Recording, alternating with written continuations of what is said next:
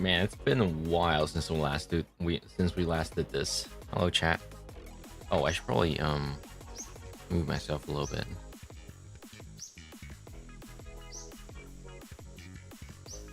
Hello, Zane. Good morning over in Australia. Okay, let's see if I still remember how to play this game. It's been a few good weeks. Okay. Continue? If I remember correctly, we somehow... No, don't hit it. That's bad. Right. Okay. Can we sleep? What's the sleep button again? Oh. I don't know what button I just pressed. Hang on. Oh, that's Q?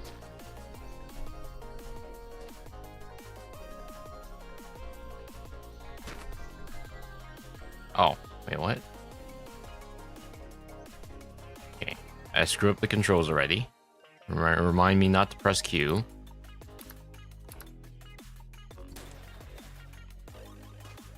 Okay. Okay, let's get back on the road before I continue reading.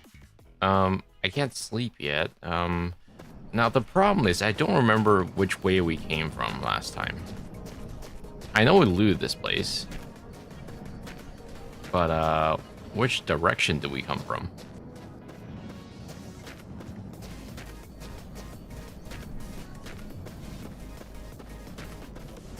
There's a well here. Something down here. I keep trying to crouch jump. I guess that I can't really do that here.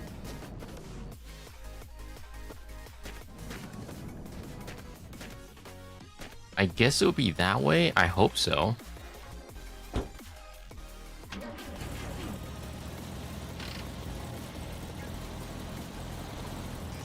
What's the button to go out into third person again?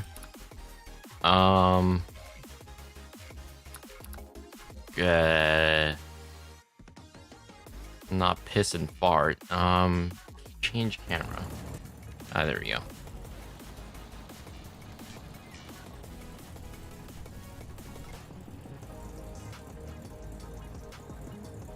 Okay, let's hope that is the way.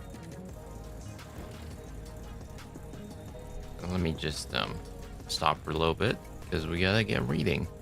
Okay, so last time we actually got to like around here, but for continuation's sake, I don't think it'd be ideal if we just started reading mid paragraph. So let's go back to the beginning of the subchapter, which is the executive. The Windows executive is the upper layer of NTOS kernel.exe. The kernel is the lower layer. Okay, hello. The executive includes the following types of functions. Functions that are exported and callable from user mode. These functions are called system services and are exported via NTDLL, such as ntcreate file from the previous experiment. Most of these services are accessible through the Windows API or the APIs of another environment subsystem. Hang on a second. Move my camera a little bit closer.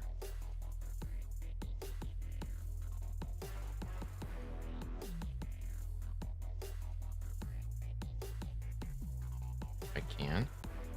Hang on.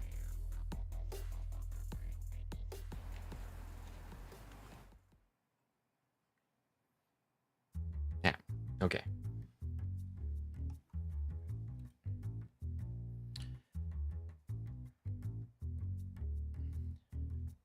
A few services, however, aren't available through any document subsystem function.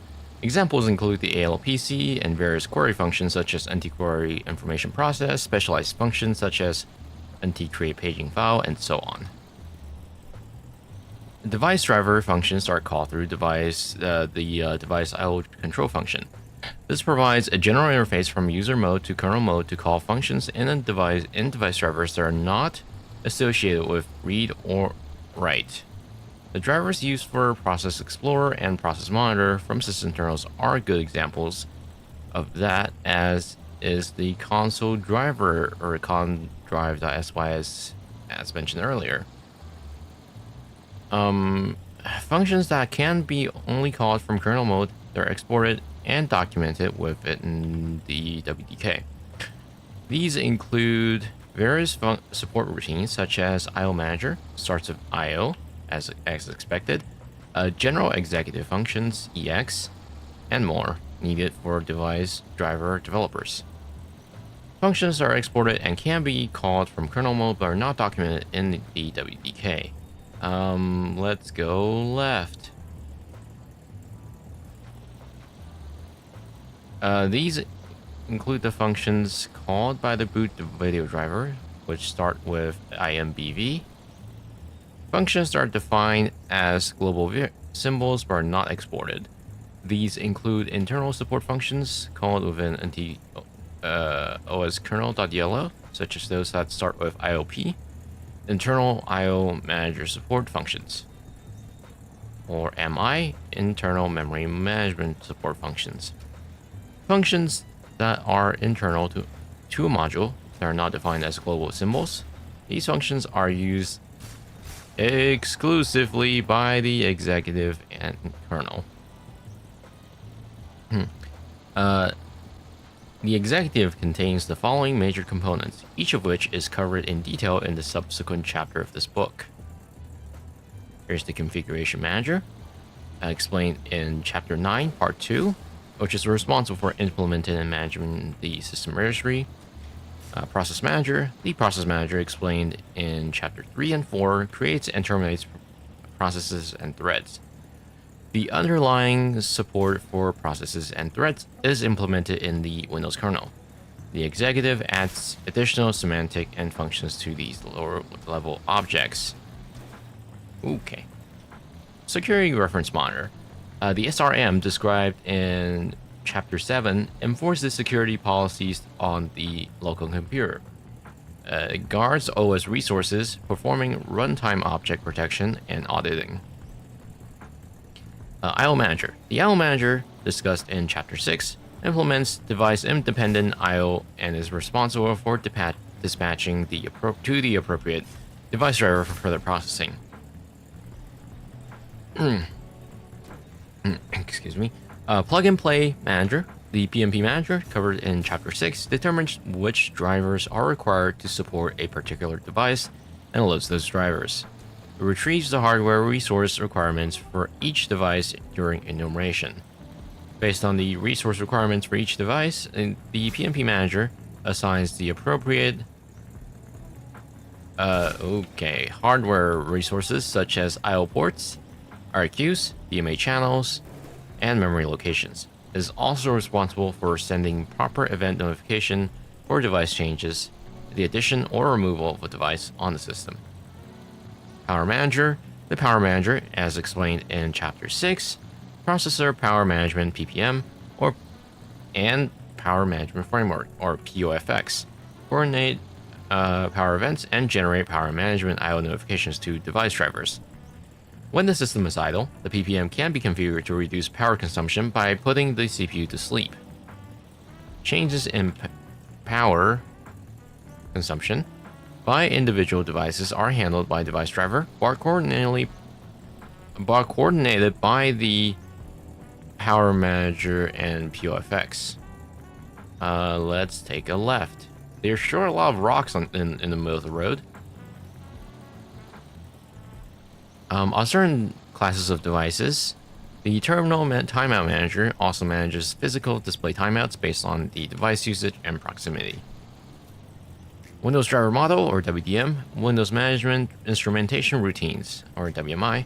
These routines, discussed in Chapter 9 in Part 2, enables device drivers to publish performance and configuration information and receive commands from the user mode WMI service.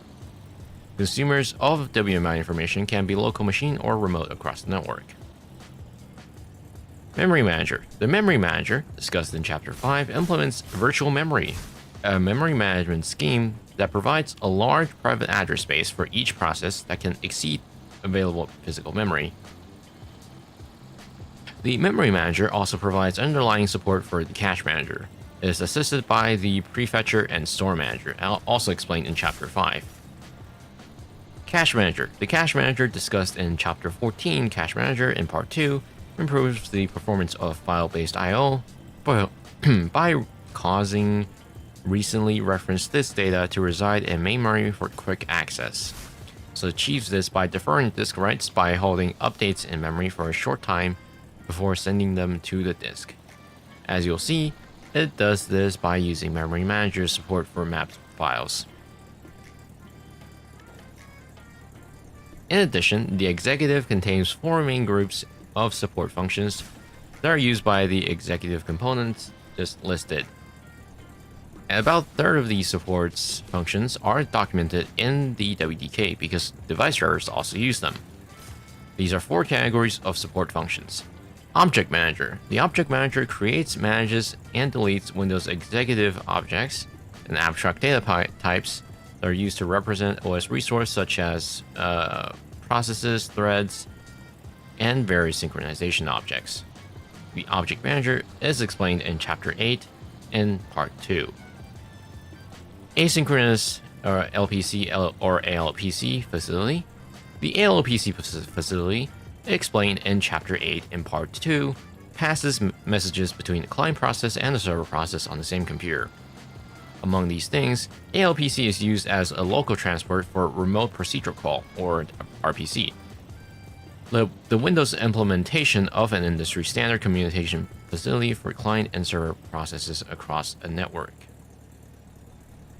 Runtime library functions. These include string processing, arithmetic operations, data type conversion, and security structure processing. Executive support. Whoa, okay. Okay, nothing flew off. Hello, Ren. Welcome back. Come back, you left me behind. Honestly, the last time we joined was so long ago, I'm not even sure where you were anymore. Where was I? Executive support for routines. These include system memory allocation, page and non-page pool, interlocked memory access, as well as special types of synchronization mechanism, such as executive resources, fast mutexes, and push locks. Who at LG thought it was a good idea to use permanent adhesive for battery? Oh, dude, you're gonna have a great time removing that adhesive then. Yeah, I guess it's mostly patience then. You're just gonna have to like pry it very slowly. The executive also contains a variety of other infrastructure routines, some of which are mentioned only briefly in this book. This includes kernel debugger library. This allows debugging of a kernel from a debugger supporting KD.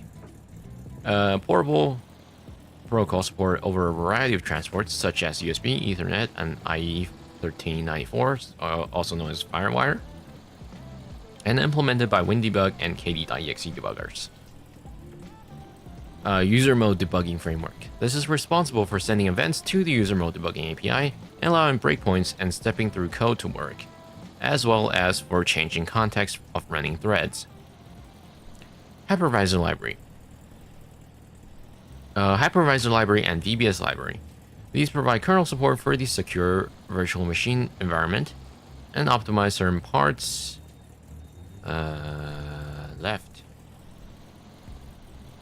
Certain parts of the code when the system knows it's running in a client partition or a virtual environment. Errata manager. The errata manager provides workaround for non-standard or non-compliant hardware devices. Driver verifier. The driver verifier implements optional integrity checks of kernel mode drivers and code described in Chapter 6. No, yeah, that's a ditch Rin. So I think the game works by if you join next time, I think you'll just spawn right next to me if you actually do join later. I think it'll be fine. Event tracing for Windows, or ETW. ETW provides helper routines for system-wide event tracing for kernel mode and user mode components. Windows Diagnostic Infrastructure, also known as WDI. The WDI enables intelligent tracing of system activity based on diagnostic scenarios. WHEA, or Windows Hardware Error Architecture, support routines. These routines provide a common framework for reporting hardware errors. File System Runtime Library, or FSRTL. FSRTL provides common support routines for system drivers. Kernel Shim Engine, KSE. The KSE provides driver compatibility shims and additional device parallel support. It leverages the shim infrastructure and database described in Chapter 8 in Part 2. Kernel. The kernel consists of functions in the NTOS kernel.exe that provides fundamental mechanisms. These include thread scheduling and synchronization services used by the executive components, and low-level hardware architecture dependent support, such as interrupt and exception dispatching, which is different on each processor architecture. The kernel code is written primarily in C, with assembly code reserved for those tasks that require access to specialized processor instruction and registers not easily accessible from C. Like the various executive support functions mentioned in the preceding section, a number of functions in the kernel are documented in a WDK and can be found by searching for the functions beginning with KE, because they are needed to implement device drivers. Kernel objects. The kernel provides a low-level base of well-defined, predictable OS primitives and mechanisms that allow higher-level components of the executive to do what they need to do. The kernel separates itself from the rest of the executive by implementing OS mechanism and avoiding policy making. It leaves nearly all the policy decisions to the executive, with the exception of thread scheduling and dispatching, which the kernel implements. Outside the kernel, the executive represents threads and other shareable resources as objects. These objects require some policy overhead and object handles to manipulate them. It's getting dark. It's time we take a nap.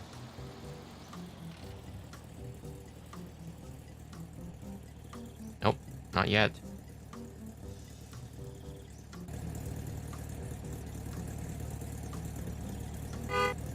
Nope. I gotta turn this off again. There we go.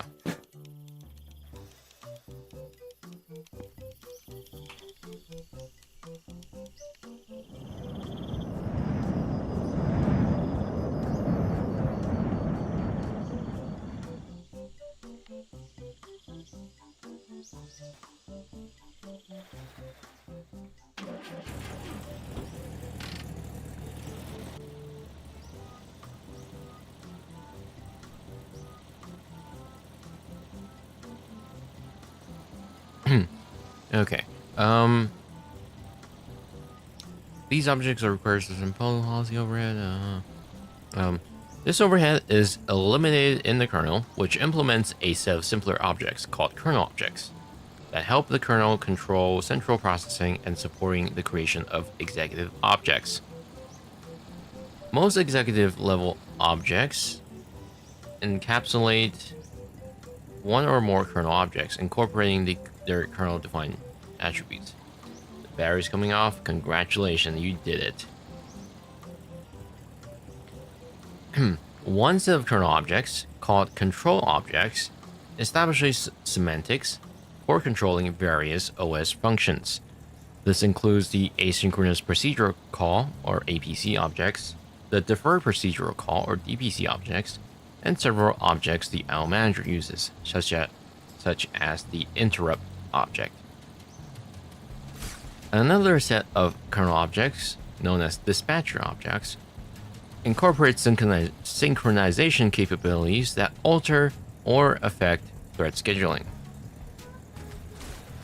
The dispatcher objects include the kernel thread, mutex or called mutant in kernel terminology, event, kernel event pair, semaphore, timer, and waitable timer.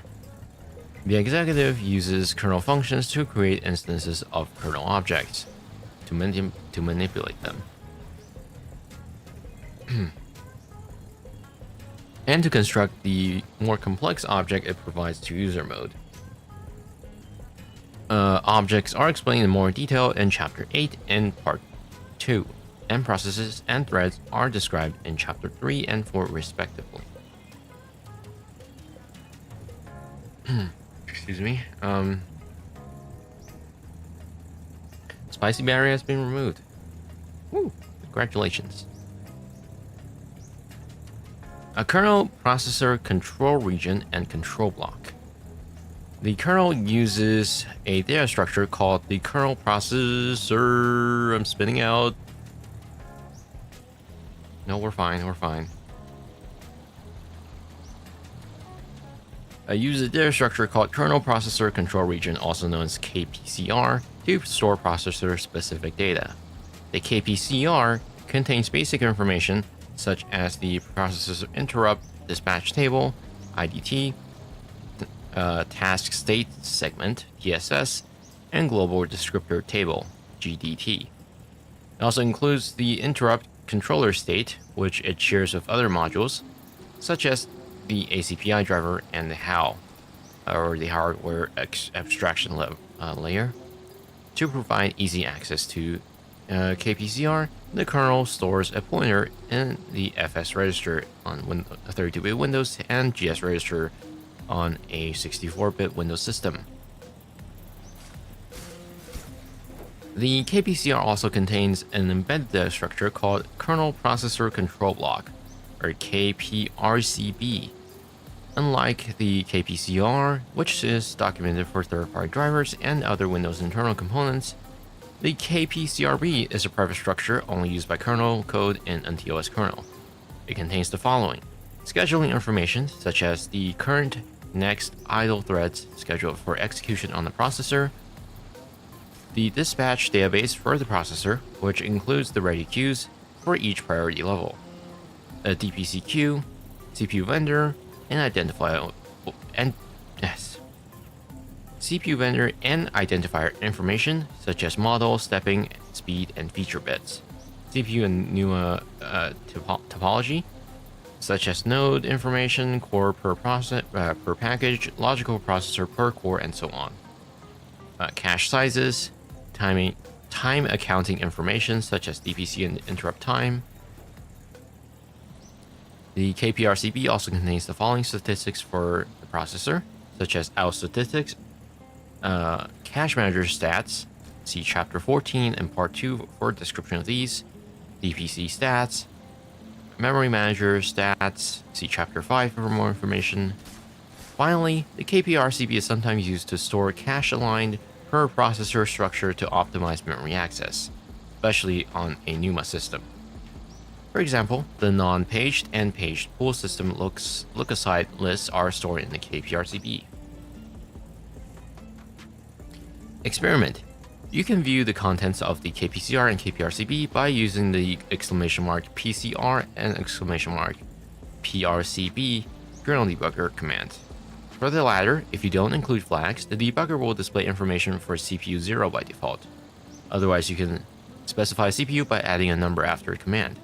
For example, !PRCB2.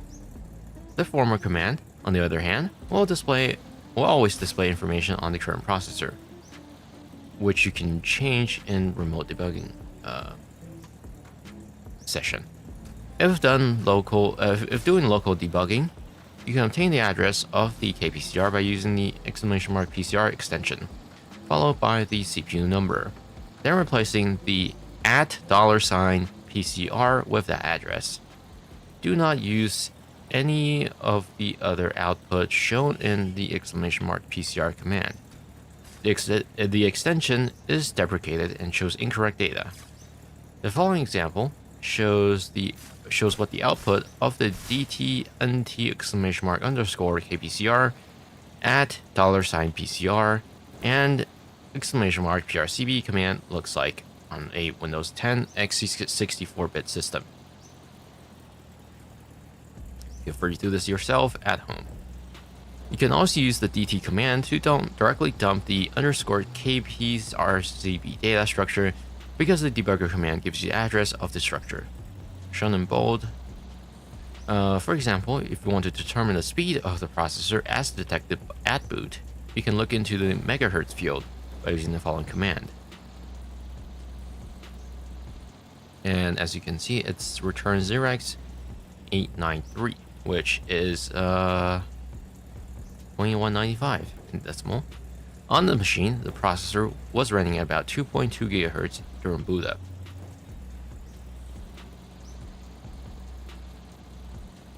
Let me get to the top of the hill before I scroll down. Hardware support. The other major job of the kernel is to abstract or isolate the executive and device driver from variations between hardware architectures supported by Windows. This job includes handling variations. Let's take the left. Handling variations in functions such as interrupt handling, exception dispatching, and multiprocessor synchronization. Hello, Havono. Good morning.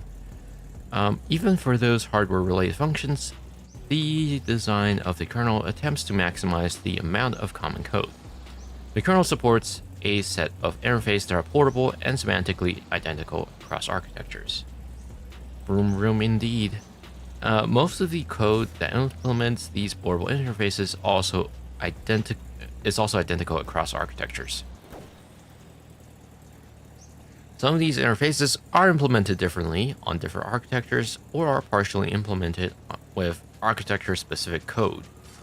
These architecturally independent interfaces can be called on any machine, and semantics of the interface will be the same regardless of whether the code varies by architecture. Some kernel interfaces, such as spin-lock routines, are described in Chapter 8 and Part 2, are actually implemented in HAL, described in the next section. Because their implementation can vary for a system within the same architecture family. The kernel also contains a small amount of code with x86. Sorry.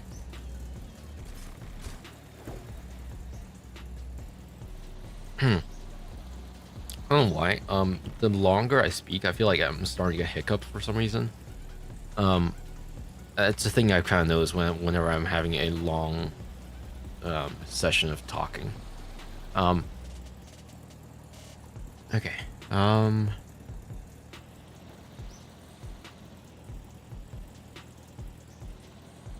The kernel also contains a small amount of code with x86 specific interfaces needed to support old 16-bit MS-DOS programs on 32-bit systems. These x86 interfaces aren't portable in the sense that they can't be called on machine based on any other architecture. They won't be present. This x86 specific code, for example, supports calls to use virtual 8086 mode, required for emulation of certain real mode code on older video cards.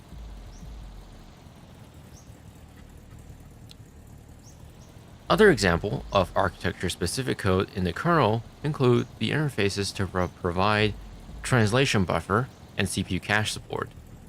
This support requires different code for different architecture because of the way caches are implemented. Another example is context switching. Although at a high level, the same algorithm is used for thread selection and context switching. The context of the previous thread is saved, the context of the new thread is loaded, and the new thread is started. There are architectural differences among the implementation on different processors.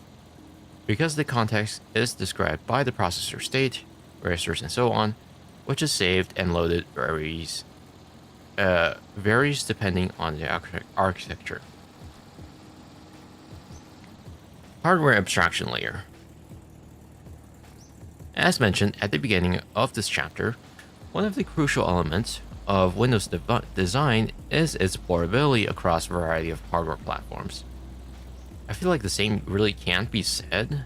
Well, I mean, in some degree it's true, but like I feel like the same. I really start to think, it's supporting a quote-unquote variety of Windows or hardware platform. I feel like that really came after Windows 10, because I don't even know this. If you, back in the day, if you tried to, like, for example, use Windows 7, right? If you tried to plug a Windows 7 hard disk into a different system, it would just not work. I know this is different from what exactly is being referred here, but I feel like it's really improved since Windows 10 and 11, where if you plug a Windows 10 or 11 disk into a different hardware, it'll at least boot now, which I think is a major improvement. With one core and a myriad device form factors available, this is more important than ever. Yeah, I mean, Windows Mobile is gone, but, you know. The hardware abstraction layer is a key part of making the portability possible. The HAL is a loadable kernel module, HAL.dll, that provides the low-level interface to the hardware platform on which Windows is running. It hides hardware-dependent details such as I/O interfaces, interrupt controllers, and multiprocessor communication mechanisms. Any functions that are both architecture-specific and machine-dependent. It's alive. You have the replacement battery installed. Ooh, this is a steep hill. Don't think we can climb this one. We might have to do this instead. Just wrap around. That works, sure. So rather than access hardware directly, Windows internal components and user-written device drivers maintain portability by calling the HAL routines when they need to perform platform-independent information. When they need platform-dependent information. For this reason, many HAL routines are documented in the WDK. To find out more about HAL and its use by device drivers, refer to the WDK. Although a couple of x86 HALs are included in the standard desktop Windows installation, as shown in the following table, Windows has the ability to detect at boot time. Are we up here yet? Here we are. Boot time, which HAL should be used, eliminating the problem that existed on the earlier version of Windows when attempting to boot a Windows installation on a different kind of system. I wonder if this is similar to what I was talking about. HAL ACPI.dll, Advanced Configuration and Power Interface ACPI to PCs, implies unit processor only machine without API-C support. The presence of either one would make the system use the HAL below instead. HAL MACPI, Advanced Programmable Interrupt Controller API-C PCs with an ACPI. The existence of API-C implies SMP support. Okay, let me just stop the card real quick. And we'll switch back here. Turn that off.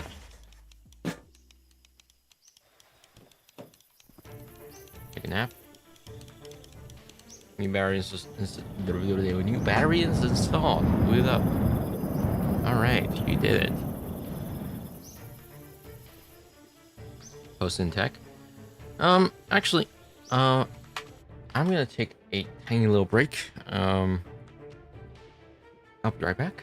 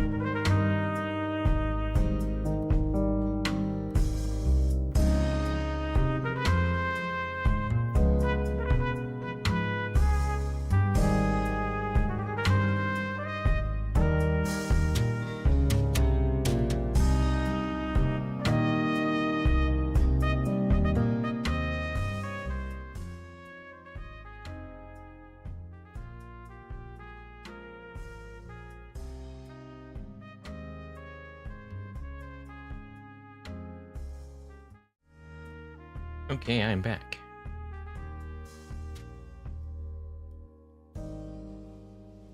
Okay. Um, I slept. Okay, I did. Um, not in real life, but in game. Okay. On x86, on x64 and ARM machines, there's only one HAL image called HAL.dll. This results from all x64 machines having the same motherboard configuration. Because the processor requires ACPI and API-C support, totally not confusing acronyms there. I'm sure most people would understand the difference between the two. Therefore, there is no need to support machines without ACPI or with a standard PIC. Similarly, all ARM systems have ACPI and use interrupt controllers, which are similar to a standard API-C. Once again, a single HAL can support this. On the other hand, although such interrupt controllers are similar, they are not identical.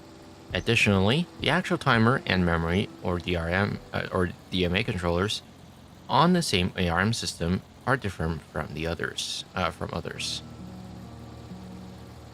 Hang on, let me get up this hill first.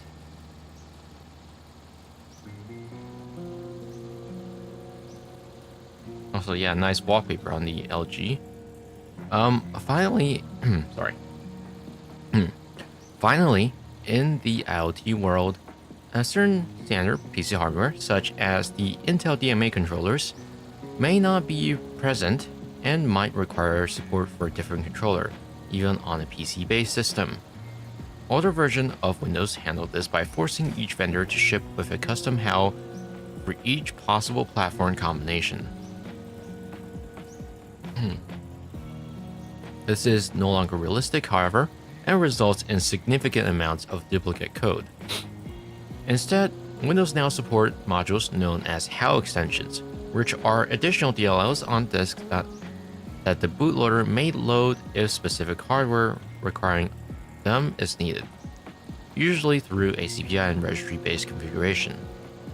Your Windows 10 system is likely to include HAL ext PL080.dll and HAL ext intcl PIO-DMA.dll, the latter which is used on certain low-power Intel platform, for example.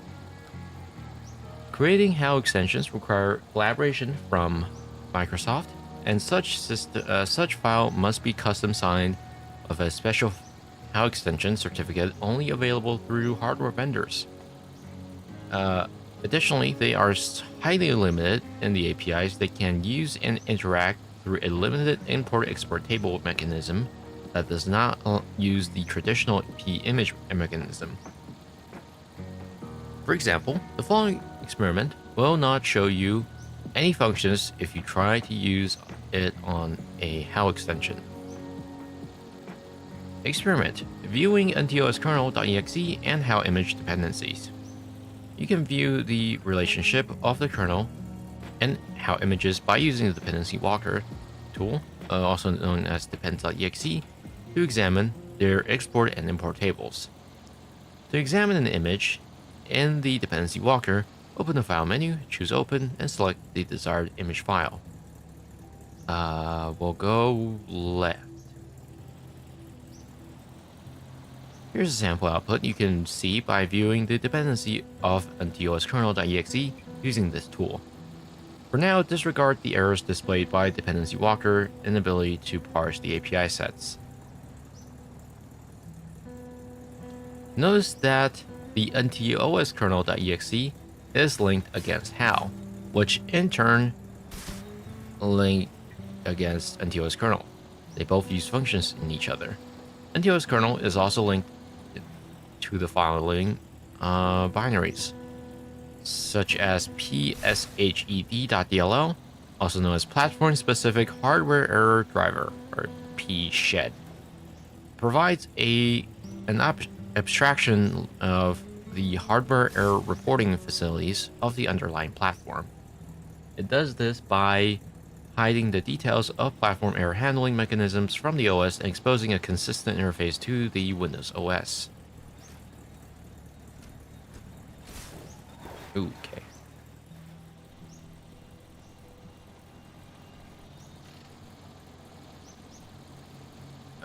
Bootvid.dll. The boot video driver on x86 systems provides support for VGA commands required to display boot text and boot logo during startup. kdrom.dll. kdcom.dll. This is the kernel debugging protocol for KDE communication libraries. And the ci.dll. This is the integrity library. See Chapter 8 in Part 2 for more information on code integrity. msrpc.sys. The Microsoft Remote Procedural Call, RPC client driver, for kernel mode allows the kernel and other drivers to communicate with user mode services through RPC or to marshal MES encoded assets. What the hell is going on here? Why is there floating terrain? Okay. Where are the bunnies today? What bunnies? Oh, the killer rabbits? I haven't seen them in a while.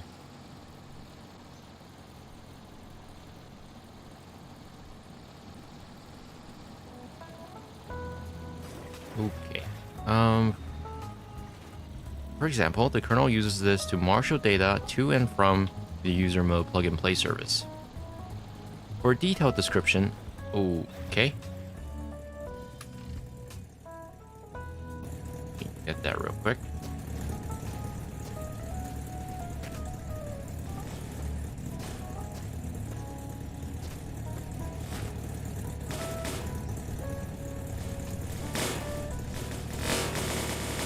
There we go.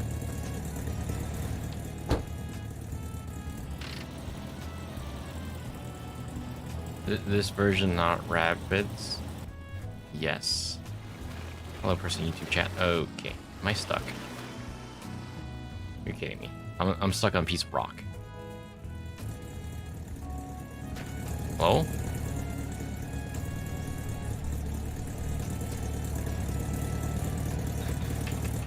Okay, there we go.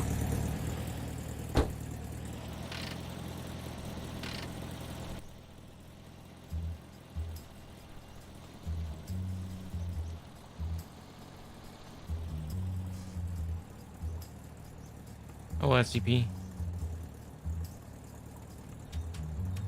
Only zombos? Really? This version doesn't have rabbit? Does it not? For a more detailed description of the information displayed by this tool, see the dependency walker help file. We ask you to disregard the errors that the dependency walker has parsing API sets because its author have not updated to correctly handle this mechanism. While implementation of API sets will be described in Chapter 3 in the image loader section, you should still use dependency walker output to review what other dependencies the kernel may potentially have, depending on the SKU, as these API sets may indeed point to the real modules. Note that when dealing with API sets, they are described in terms of contracts, not DLLs or libraries. Why do I feel like I've been here before? I hope I'm not looping again.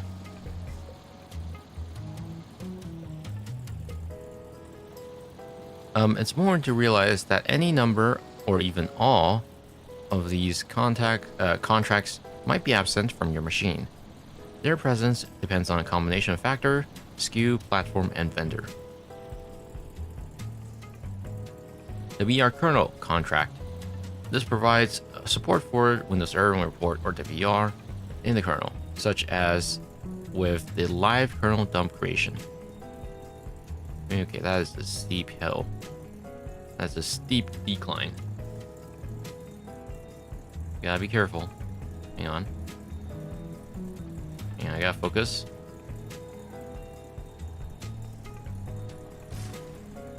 Let's not flip our car now.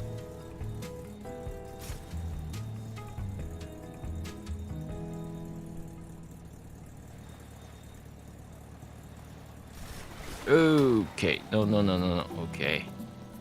Glad I pulled the handbrake.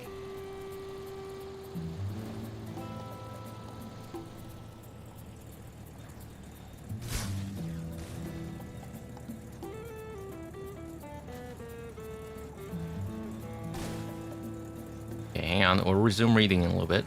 Let me just get the hang of this.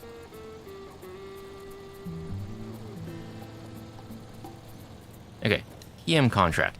This is the kernel transaction manager, KTM, described in chapter 8 and part 2. KCM init config contract. This is responsible for the custom initial registry configuration that may be needed on specific platforms. A KSR contract. This handles kernel software boot, or KSR, and the required persistence of certain memory range to support it, specifically on certain mobile and IoT platforms. K-security contract. This contains additional policies for app container processes, that's Windows apps, running in user mode on certain devices and SKUs. K-signing policy contract. This contains additional policy for user mode code integrity, or UMCI, to either support non-app container processes on certain SKUs, or further configure device guard and or app blocker security features on certain platform SKUs. Let's check out the tower real quick. Ucode contract. This is the microcode update library for platforms that can support processor microcode updates, such as Intel and AMD. CLFS contract. This is the common log file system driver used by, among other things, the transactional registry, TXR. For more information on TXR, see chapter 8 and part 2. The IUM contract. These additional policies for IUM trustlets running on a system which may be needed on certain SKUs, such as for providing shielded VMs on data center server. Trustlets are further described in chapter 3. Have we been here? Can I even get up this thing?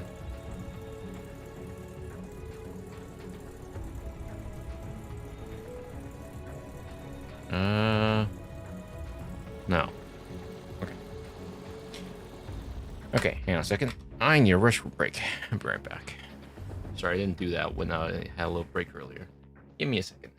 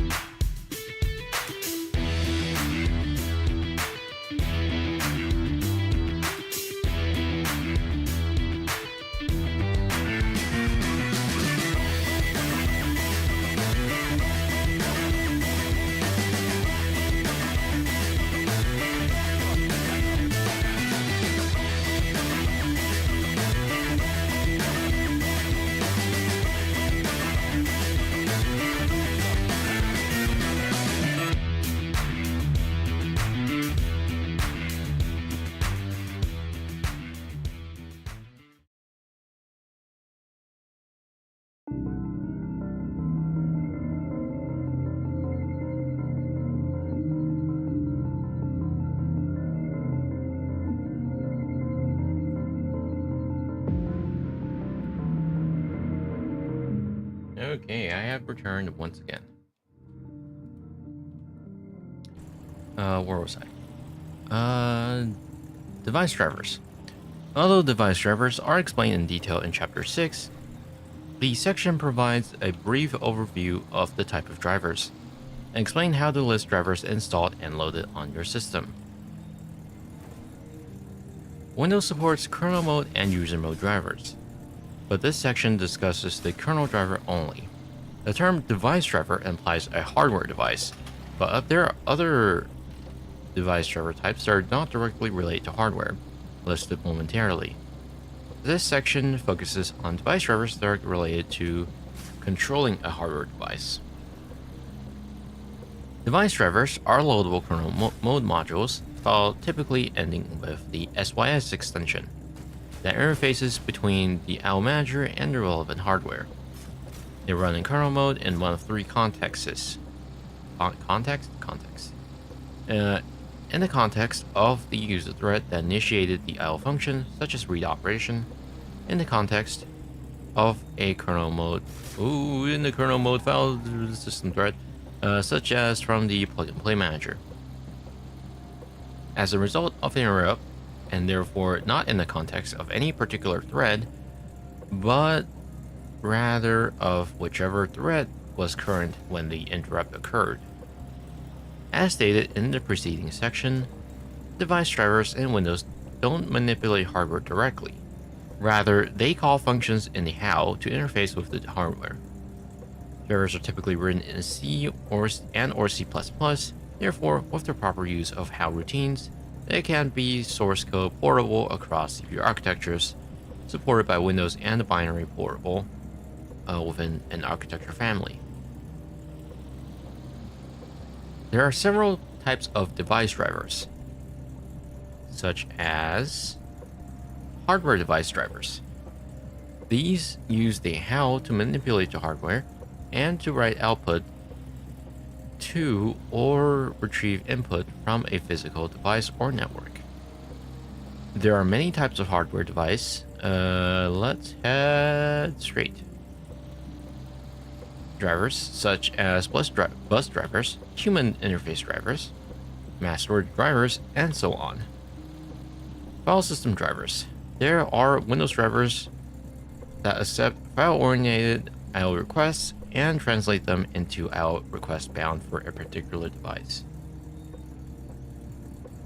Hello, talking about drivers while driving. Yeah, I'm a driver myself. While we're reading about drivers. File system drivers. These are Windows drivers that accept file-oriented. Wait, have I read that? I've read that. File system filter drivers.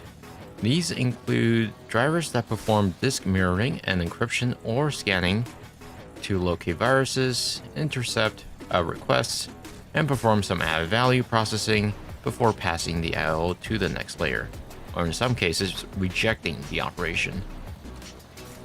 Network redirectors and servers. Let's take a nap first. It is getting dark.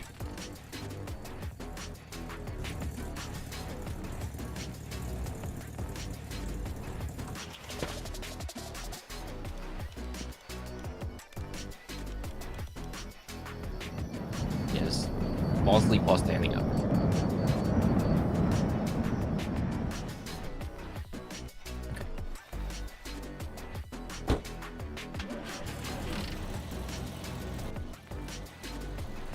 These are file system drivers that transmit file system IO requests to a machine on a network and receive such requests, respectively. Protocol drivers. These implement a networking protocol such as TCP/IP, NetBEUI, IPX, SPX, etc. Kernel streaming filter drivers. These are chained together to perform signal processing on data streams, such as recording or displaying audio and video. Software drivers. These are kernel modules that perform operations that can only be done... What a flip. And I landed. Just fine. Wow. That worked out better than expected. Okay. These are kernel modules that perform operations that can only be done in software in kernel mode on behalf of some user mode process. Many utilities from system kernels such as Process Explorer and Process Monitor use drivers to get information or perform operations that are not possible to do from user mode APIs. The Windows driver model. The original driver model was created in the first NT version, also known as Windows 3.1, and did not support the concept of plug and play, or PnP, because it was not yet available. This remained the case until Windows 2000 came along, and Windows 95 and 98 on the consumer Windows side. Windows 2000 added support for PnP, power options, and extension to the Windows NT driver model called the WDM, or Windows Driver Model. Windows 2000 and later can run legacy Windows NT 4 drivers, but because these don't support PnP and power options, systems running these drivers will have reduced capabilities in these two areas. Originally, WDM provided a common driver model that was almost source compatible between Windows 2000, XP, and Windows 98 and ME. This was done to make it easier to write drivers for hardware devices, since a single code base was needed instead of two. WDM was simulated on Windows 98 and ME. Once these operating systems were no longer used, WDM remained the base model for writing drivers for hardware devices for Windows 2000 and later versions. From the WDM perspective, there are three kinds of drivers. Bus drivers. We are not a bus driver. A bus driver services a bus controller, adapter, bridge, or any device that has child devices. Bus drivers are required drivers, and Microsoft generally provides them. Each type of bus, such as PCIe, PCMCIA, and USB, on a system that has one bus driver. Each type of bus on a system has one. Okay. Third parties can write bus drivers to provide support for new buses, such as VME bus, multi-bus, and future bus. I've never heard of any of these. Function drivers. A function driver is the main device driver and provides the operational interface for its devices. It's a required driver unless the device is used raw. An implementation in which I/O is done by the bus driver and any bus filter driver, such as SCSI pass-through. A function driver is by definition the driver that knows the most about a particular device. It is usually the only driver that accesses device-specific registers. Okay. Hang on. Let me navigate through this real quick. Filter drivers. A filter driver is used to add functionality to a device or existing driver, or to modify I/O requests or responses from other drivers. It is often used to fix hardware that provides incorrect information about its hardware resource requirements. Filter drivers are optional and can exist in any number placed above or below a function driver and above a bus driver. Usually, Usually, system original equipment manufacturers or OEMs or independent hardware vendors, IHVs, supply filter drivers. In the WDM driver environment, no single driver controls all aspects of a device. A bus driver is concerned with reporting the device on its bus to PnP manager, while a function driver manipulates the device. In most cases, lower level filter drivers modify the behavior of the hardware. For example, if a device reports its bus driver that requires 4 I/O ports when it actually requires 16, a lower level device specific function filter driver could intercept the list of hardware resources reported by the bus driver to the PnP manager and update the count of I/O ports. It is a long road. Level filter drivers usually provide added value features for a device. For example, an upper level device driver an upper level device filter driver for this can enforce additional security checks. Intra-processing is explained in Chapter 8 in Part 2, in narrow context of device drivers in Chapter 6.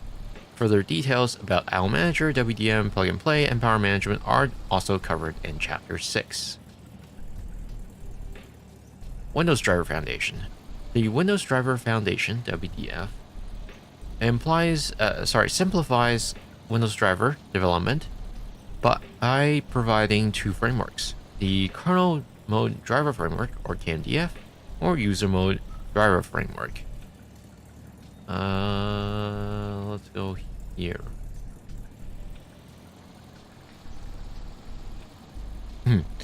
A User Mode Driver Framework, or UMDF. Developers can use KMDF to write drivers for Windows 2000 SP4 and later, while UMDF supports Windows XP and later.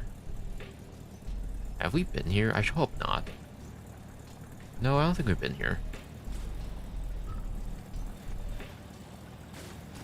KMDF provides a simple interface to WDM and hides its complexity from the driver writer without modifying the underlying bus function filter driver model. KMDF drivers respond to events that they can register and call into the KMDF library to perform work that isn't specific to the hardware they are managing, such as generic power management or synchronization. Previously, each driver had to implement that on its own. In some cases, more than 200 lines of WDM code can be replaced with a single KMDF function call. UMDF enables certain classes of drivers, mostly USB-based, or other high-latency protocol buses, such as those for video cameras, MP3 players, Nice Flip, cell phones, and printers, to be implemented as user mode drivers. UMDF runs each user mode driver in what is essentially a user mode service. It uses ALPC to communicate with a kernel mode wrapper driver that provides actual access to the hardware. If a UMDF driver crashes, the process dies and usually restarts. That way the system doesn't become unstable. The device simply becomes unavailable while the service hosting the driver restarts. UMDF has two major versions. Version 1.x is available for all OS versions that supports UMDF. The latest and last being 1.11, available in Windows 10. This version uses C++ and COM for driver writing, which is rather convenient for user mode programmers. But it makes UMDF model different from KMDF.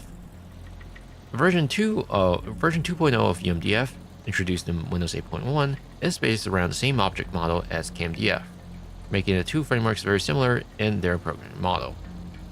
Finally, WDF has been open sourced by Microsoft. At the time of this writing, is available on GitHub on github.com/Microsoft/driver frameworks, Windows driver frameworks. Universal Windows drivers. Starting with Windows 10, the term universal Windows drivers refers to the ability to write device drivers ones that share API and device driver interfaces, or DDIs, provided by Windows 10 Common Core. These drivers are binary compatible for a specific CPU architecture and can be used on a variety of IoT devices, to phones, to HoloLens, and Xbox Ones. Two of which in the four is dead. To laptops and desktops. Universal drivers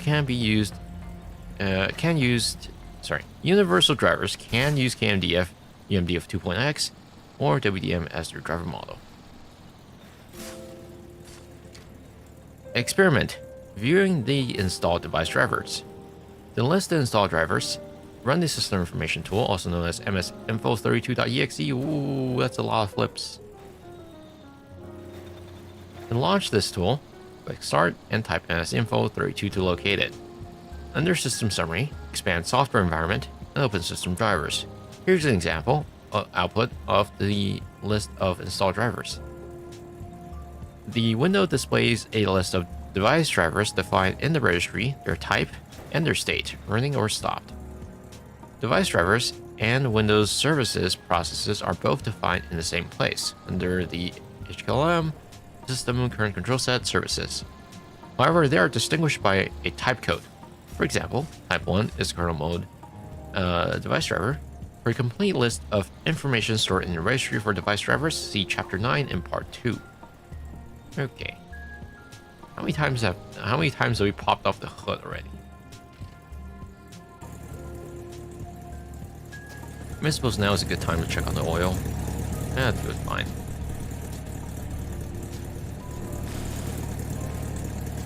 How are we doing on fuel tank? Yeah, we're doing fine.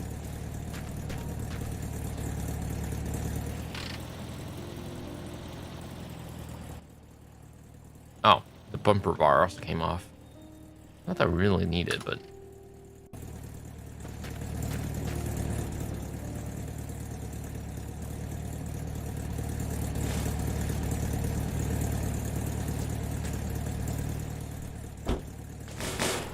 Nope. Wrong button.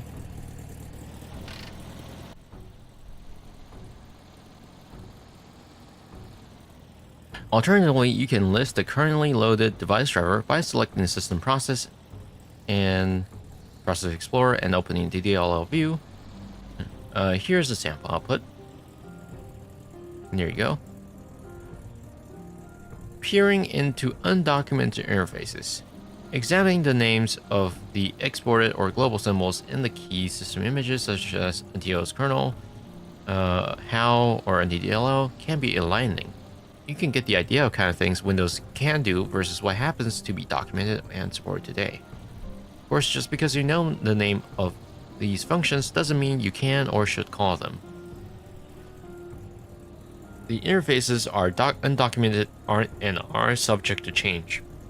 We suggest that you look at these functions purely to gain more insights into the internal functions Windows system performs, not to bypass supported interfaces. For example, looking at the list of functions in NTDLL gives you a list of system services that Windows provides to the user mode subsystem DLLs versus the subset that each subsystem exposes. Although many of these functions are mapped clearly to documented and supported Windows functions, several are not exposed by the Windows API. Conversely, it's also interesting to examine the imports of Windows subsystem DLLs, such as kernel 32, ADV API 32, and which functions they call in NTDLL. Another interesting image to dump is NTOS kernel. Although many of the exported routines that the kernel mode device drivers use are documented in WDK, quite a few are not. You might find interesting to also take a look at the import table of NTOS kernel and the HAL. This table shows the list of functions in the HAL and that in the HAL that NTOS kernel uses and vice versa. Table 2-5 lists the most commonly used function name prefixes and for the executive components.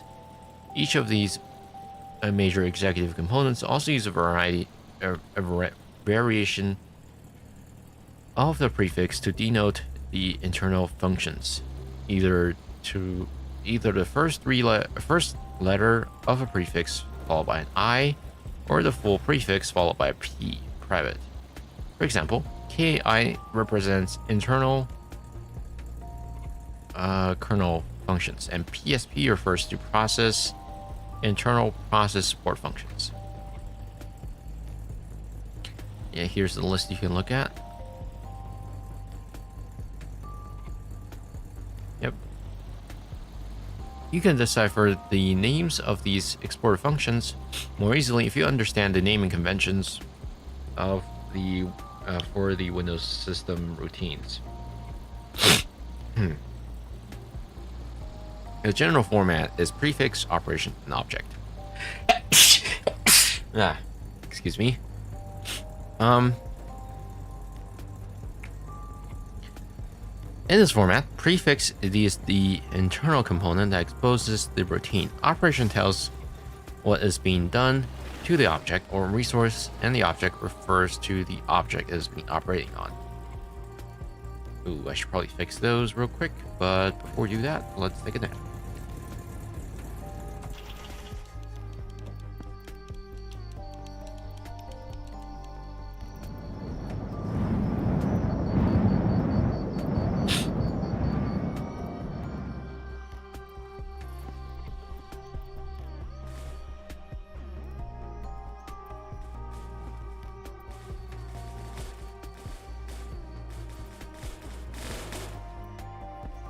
Okay, how did the multiple flips not take the tire off, but somehow one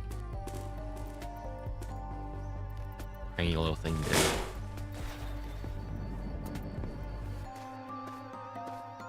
I'm glad I stopped, because I didn't notice the tire came off. Yo, can I install this, please? Thank you.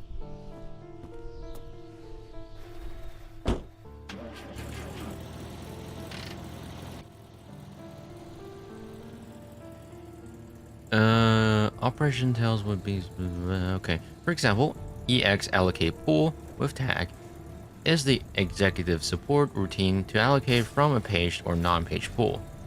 K initialize thread is the routine that allocates and sets up a kernel thread object. Okay, system processes. The following system processes appear on every Windows 10 system. One of these, or idle, is not a process at all, and three of them, system, secure system, and memory compression, are not full processes because they are not running as a user mode executable.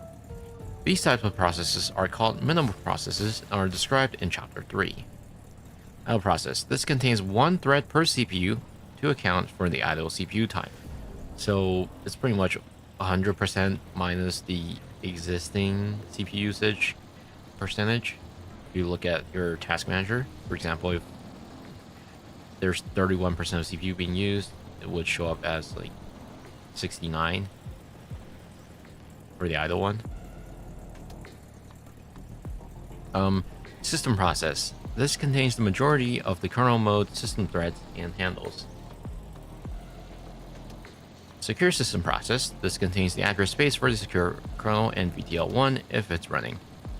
Memory compression process. This contains the compressed working set of user mode process as described in chapter 5. Session manager, SSMSS, Windows subsystem, CSRSS, session 0 initialization when init, logout process when log on the exe. Service control manager, services.exe, and the child service process it creates, such as the system supplied generic service host process or SVC host.exe. Yes, the SVC host.exe are actually doing things. They just basically run the DLLs, or the services. They are as explained by the name. They are host processes for the services. Local Security Authentication Service, LSASS, and if Credential Guard is active, the Isolated Local Security Authentication Server, or LSAISO.exe. To understand how these processes are related, it is helpful to view the process tree, that is, the parent-child relationship between processes. Seeing which process created each process helps to understand where each process comes from. The following figure shows the process tree following a process monitor boot trace. To conduct a boot trace, open the process monitor options menu and select enable boot logging. Remember, restart the system and open process monitor again. Open the tool menu and select process tree, which allows you to see processes that have since exited as indicated by the faded icon. The next section explains what's with all these giant rocks. Oh my god. I'm gonna have to wrap around again. The next section explains the key system processes shown in Figure 2-6. Although these sections briefly indicate the order of process of process startup, Chapter 11 and Part 2 contains a detailed description of steps involved in booting and starting Windows.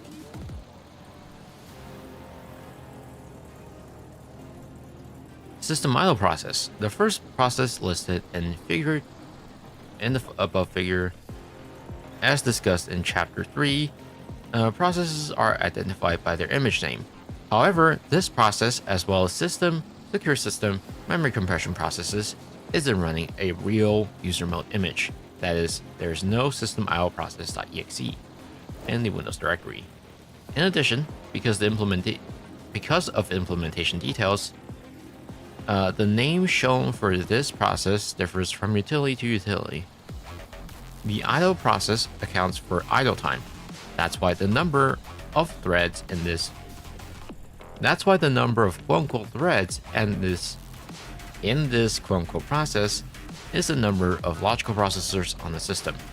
The following table lists several of the names given to the idle process, or process ID 0. The idle process is explained in Chapter 3.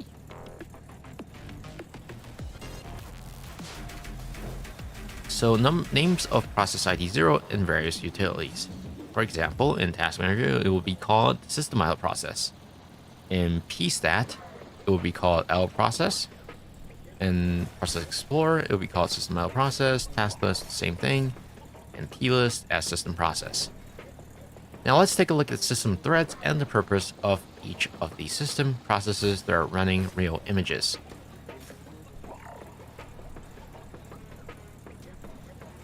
System process and system threads.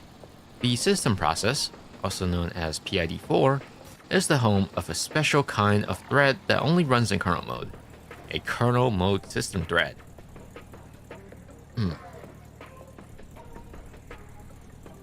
System threads have I ordered boneless wings and they gave me bone in. Damn. Can't believe I've got bone in my boneless wings. Me when I kill PID4. I don't even think that's possible. System threads have all the attributes and context of a regular user mode thread, such as hardware, context, priority, and so on, but differ in that they run only in kernel mode executing code loaded in system space, whether that is in NTOS kernel or in any other loaded device driver. In addition, system threads don't have user process address space and hence must allocate any dynamic storage from OS memory heaps, such as paged or non-page pool. Bone in or boneless gang? Honestly, I've never had boneless wings, so I can't really give you an answer on that. But if I were to have wings, I feel like bones make more sense to me. Like, yeah, it's nice to have a whole meat, but it also just feels kind of weird and quote-unquote unnatural. I mean, it is unnatural. I have to imagine it's like reconstituted meat, right? In some way. I don't know how that works. On Windows 10 version 15.11, Task Manager calls the system process system and compressed memory. This is because of a new feature in Windows 10 that compresses memory to save more process information in memory rather than just page it out to a disk. This mechanism is further described in Chapter 5. Just remember that system process refers to this one, no matter the exact name displayed by this tool or another. Windows 10 version 16.07 and Server 2016 revert to the name of the system process to system. This is because of a new process called memory compression, used for compressing memory. Chapter 5 discusses this process in more detail. It's a chicken nugget. So it's just nugget in wings form, is what you're saying. I've never had it, so.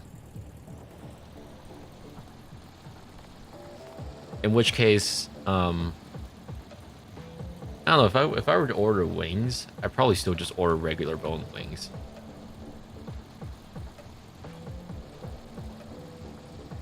System threads are created by the PS create system thread, or I will create system threads. God damn it.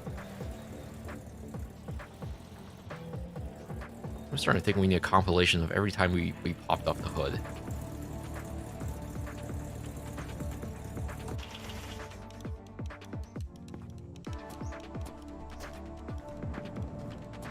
Pound per dollar, you get more chicken if you order boneless instead of bone-in.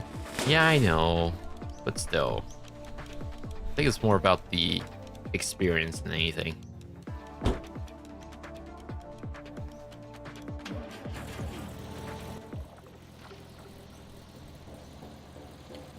These functions are both documented in the WDK. These threads can only be called from kernel mode. Windows, as well as various device drivers, create system threads during system initialization to perform operations that require thread context, such as issuing and waiting for IOs, or other objects, or pulling a device. For example, the memory manager uses the system thread to implement such functions such as writing dirty pages to the page file or map files, swapping processes in and out of memory, and so forth. The kernel creates a system thread called the balance set manager that wakes up once per second to possibly initiate various scheduling and memory management related events. The cache manager also uses system threads to implement both read ahead and write behind IOs. The file server device driver, or srv2.sys, uses system threads to respond to network IO requests for file data on a disk partition shared to the network. Even the floppy driver has a system thread to pull the floppy device. Pulling is more efficient in this case because an interrupt-driven floppy driver consumes a large amount of system resources. Further information on specific system threads is included in chapters in which corresponding component is described. Speaking of, I should get KFC. Ooh.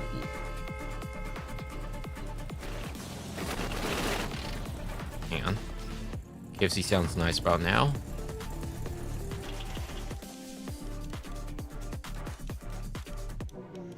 I'll be honest, I've been trying to avoid junk food for a long while now.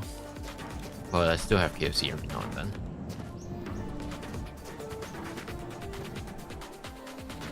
I thought it was a trunk that popped off. Apparently it's the wheel? Huh.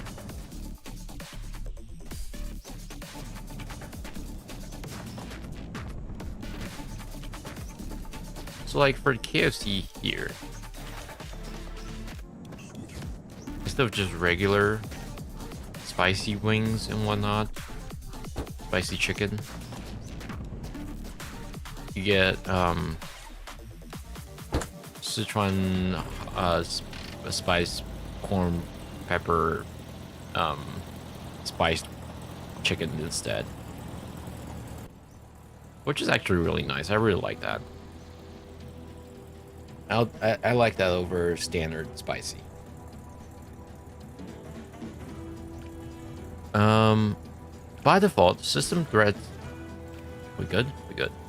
By default, system threads are owned by the system process, but device driver can create a system thread in any process. For example, the Windows Subsystem Device Driver, or Win32k, .sys, creates a system thread inside the Canonical Display Driver, or CD, part of the Windows Subsystem process, or CSRSS, so that it can easily access data in the user mode address space of that process. When you're troubleshooting or going through system analysis, it's useful to be able to map the execution of individual system threads back to the driver, or even the subroutine that contains the code. For example, on a heavily loaded file server, the system process will likely consume a considerable CPU time, but knowing when the system process is running, quote-unquote some system thread, is running isn't enough to determine which device driver or OS component is running. So if threads in the system processes are running, first determine which ones are running. For example, with Performance Monitor and or Process Explorer tools, once you find the thread or threads that is running, look up in which driver the system thread began execution. This at least tells you which driver likely created the thread. For example, in Process Explorer, right-click on the system process and select Properties. Then in the Threads tab, click on the CPU column header to show the most active thread on top. Select this thread and click on the Module button to see the file from which the code on the top of the stack is running.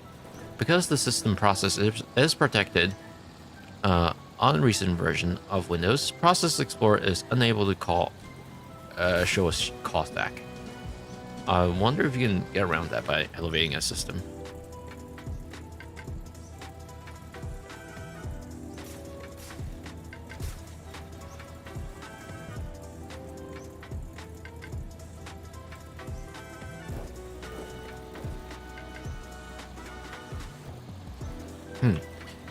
Secure System Process. The Secure System Process, variable process ID, is technically the home of the VTL1 secure kernel, address space handles, and system threads. Let's take a nap. That being said, because scheduling, object management, and memory management are now owned by the VTL0 kernel, no such actual entities will be associated with this process. Its only use is to provide a visual indicator to users. For example, in tools such as Task Manager and Process Explorer, the VBS is currently active, providing at least one of the features that leverages it. Does my system have it? Ah, it does. Yeah, I see it.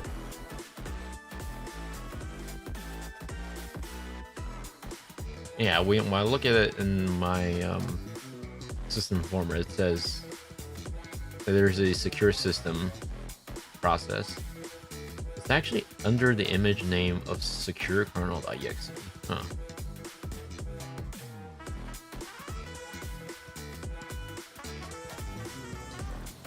Memory compression process. The memory compression process uses its user mode address space to store the compressed pages of memory that correspond to standby memory that's been evicted from the working sets of certain processes, as described in Chapter 5. Unlike Secure System Process, the memory compression process actually does host a number of system threads, usually seen as SMKM Store Helper Worker and SMST Read Thread. Both of these belong to the store manager that manages memory compression. My friend has System Informer on his USB. I emailed him about it. It's like malware. Because like I know some vendors do treat Process Hacker and its subsequent descendant, also known as System Informer, as hack tool. Which, yeah, I guess you could say it is. But that's like calling Task Manager hack tool. Additionally, unlike the other system processes in this list, this process actually stores its memory in the user mode address space. This means it is subject to working set trimming and will potentially have large visible memory usage in system monitoring tools.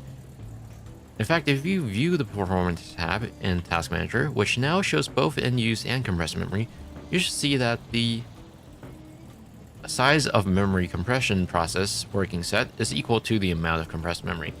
So, this is actually very interesting because, like, I did notice, like, for example, whenever I'm really, really low on memory, I'll usually see memory compression process show up on top of the working set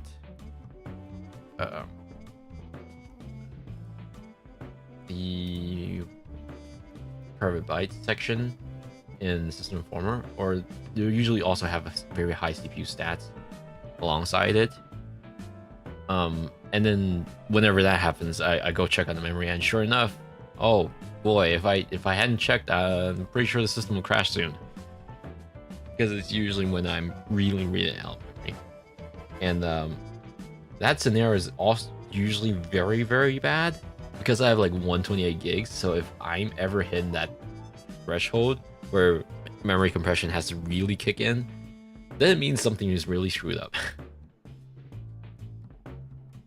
And then they send him instructions on how to remove it. That just sounds weird. Like it just sounds like the IT didn't really know what this tool is. And like usually with EDRs, it'll usually mark it as a hack tool, but that's about it. Most things wouldn't really treat it as a malware. Competent EDRs anyways.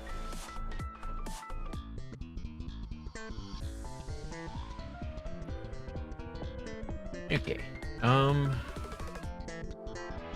Gonna take a tiny little break. I'll be right back.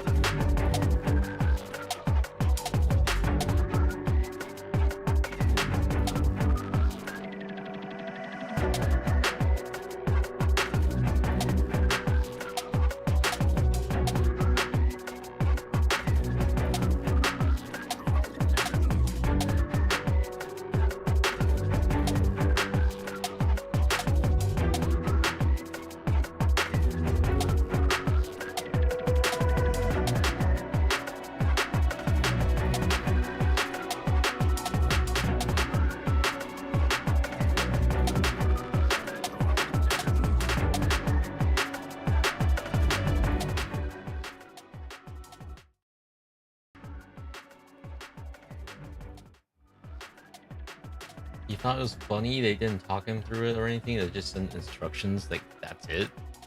Didn't even make sure that it was being followed through. Or okay, I'm back. Session Manager. The Session Manager, also known as smss.exe, is the first user mode process created in the system. The kernel mode system thread performs the final phase of the initialization of the executive, and the kernel creates this process. It is created as a protected process light, or PPL, as described in Chapter 3. When SMSS starts, it checks whether it is the first instance, the master smss.exe, or an instance of itself that the master smss.exe launched to create the session. If command line arguments are present, it is the latter. By creating multiple instances of itself during boot up and terminal services session creation, SMSS can create multiple sessions at the same time, as many as 4 concurrent sessions, plus 1 more for each extra CPU beyond 1. The ability enhances login performance on terminal server systems where multiple users connect at the same time. Once each session is finished initializing, the copy of smss.exe terminates. As a result, only the initial smss.exe process remains active.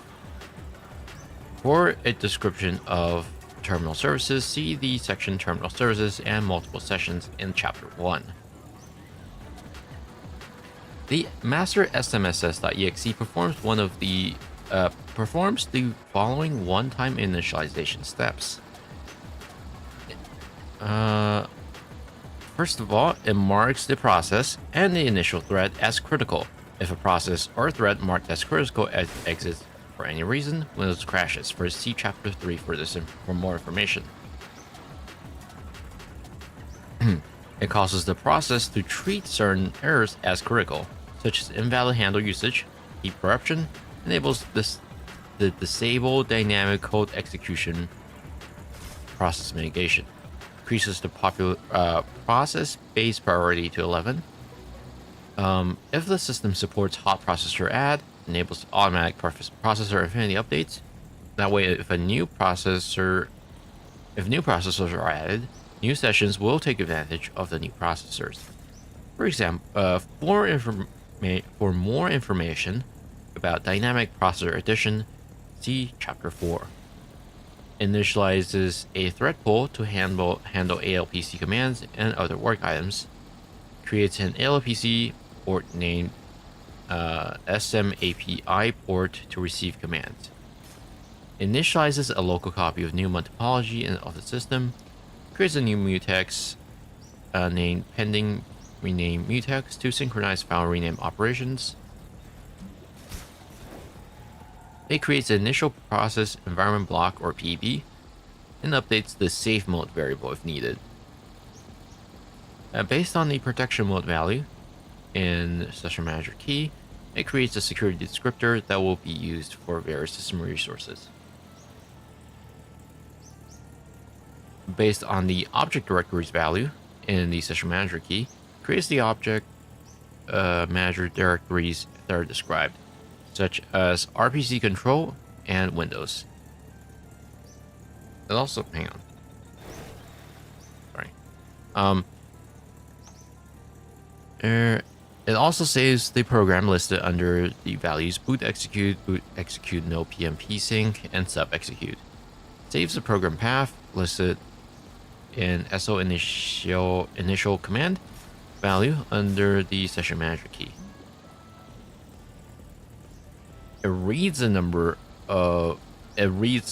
the number of initial sessions value from Session Manager key, but ignores it if the system is in manufacturing mode. Reads file rename operations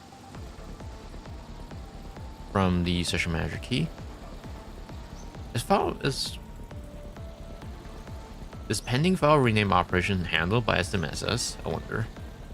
Reads the value of all protected renames, clear temp file directory, disable WBPT execution values, render the key, Reads the list of DLLs from exclude from known DLL list.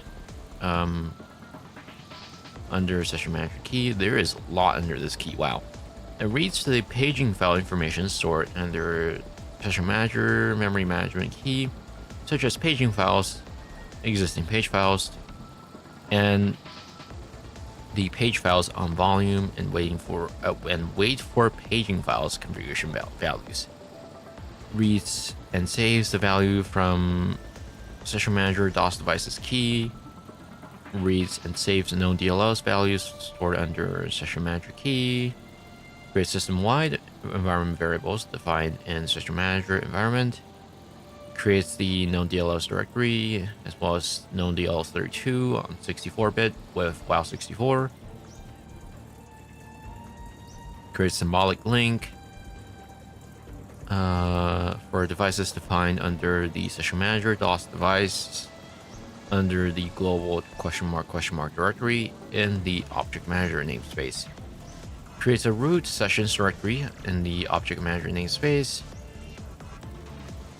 Creates protected mail slot and name pipe prefixes to protect service application from spoofing attacks that could occur if a user mode application executes before service does.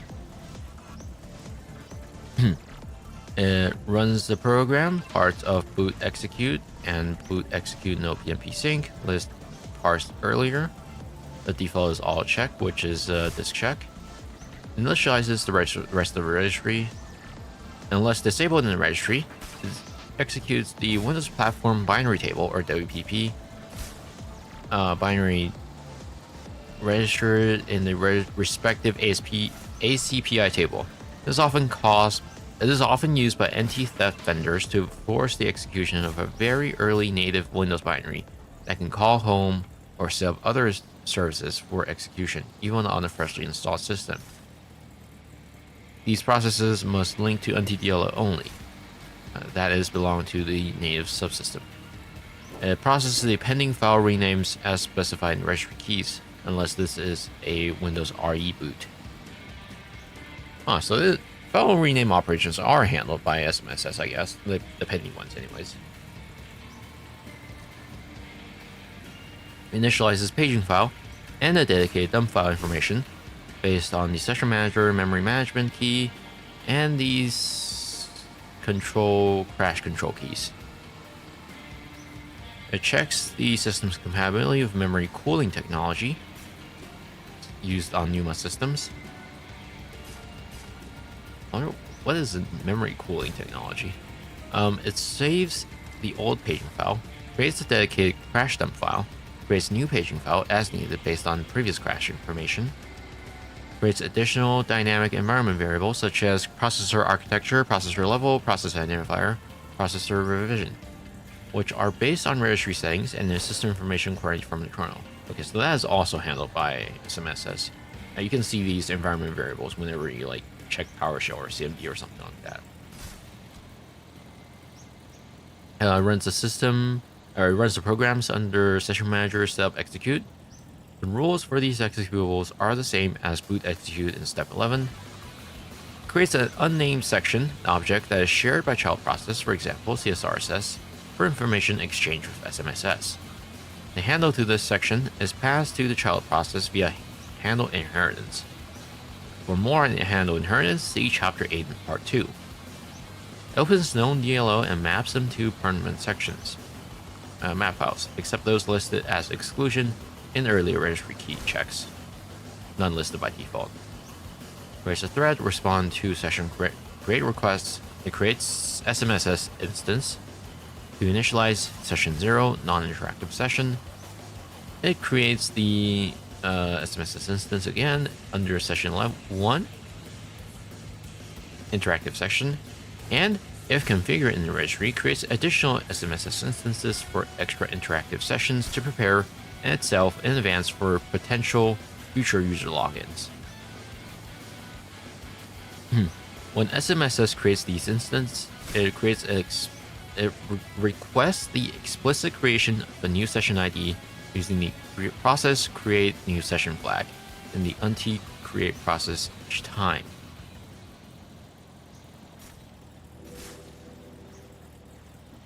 This has the effect of calling the internal memory manager function mi_session_create, which creates the required kernel mode session data structures, such as session object, and sets up the session user's space. God damn it. KFC acquired. Ooh.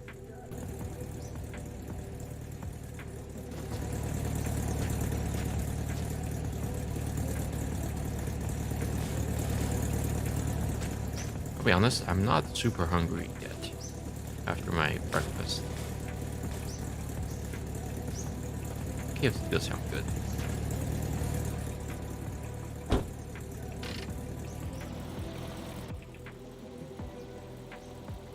I've always heard bad rep for. Damn. Always heard bad rep for a KFC in the States, but I've never heard bad things about KFC in like overseas area. Like the KFC here is pretty. It's decent.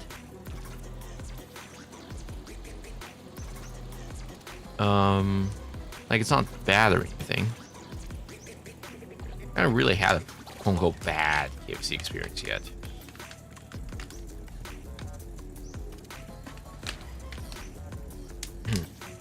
I'm getting my throat candy because yep, gotta pace myself for like 2 or more hours of reading.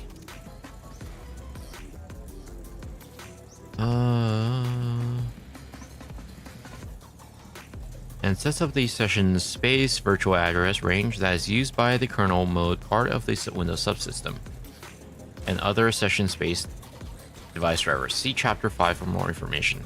For more details. God damn it. Okay.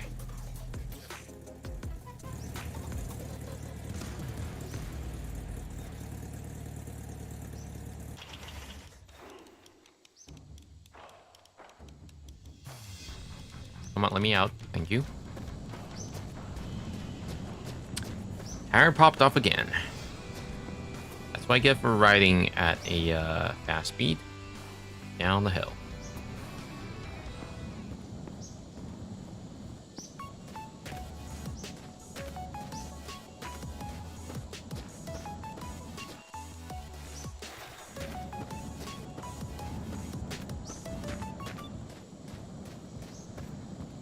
Imagine a PC car worked like this. You're gonna have to reinstall your tires every time you fall down a hill.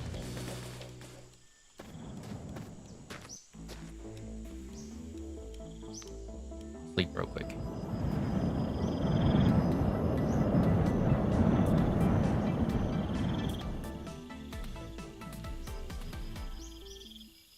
Maybe slept it a little bit too early.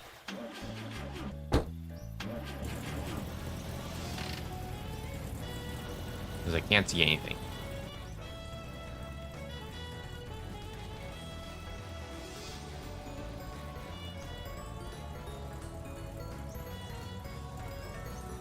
We may need to wait a little bit before continue driving, since we can't see anything.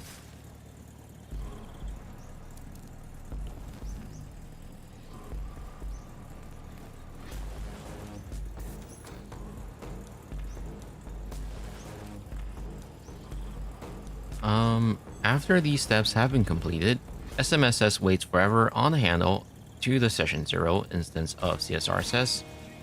Because the CSRSS is marked as critical process, also a protected process, see chapter 3, if CSRSS exits, this wait will never be complete because the system will crash. A session startup instance of SMSS does the following: creates a subsystem process for the session. By default, the Windows subsystem CSRSS.exe creates an instance of WinLogon, interactive sessions, or the session 0 initial command, which is WinInit for session 0, by default, unless modified by the registry values seen in the preceding steps. See the upcoming paragraphs for more information about these two processes. Finally, this intermediate SMSS process exits, leaving the subsystem process and Windows logon or WinInit as the parentless processes. Whoa, what's up with the lag? Ooh. Hello? Okay. I just realized our back is missing. Hang on. Where'd the hood for our trunk go?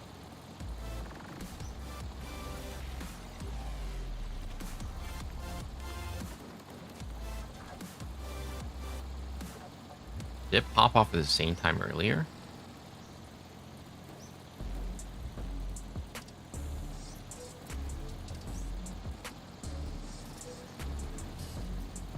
Let's backtrack a little bit.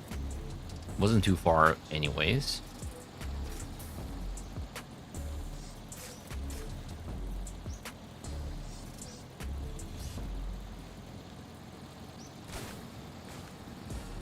It fell off a while ago? When you last flipped? Oh, god damn it. Okay, whatever. So we're doing without a trunk now. I mean, without a trunk hood. It'll be fine. Right?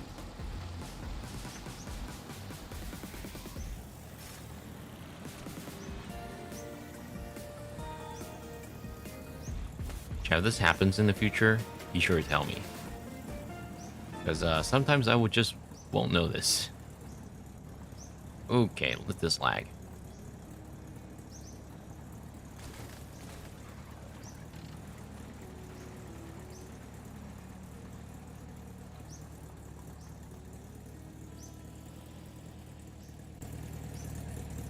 Okay.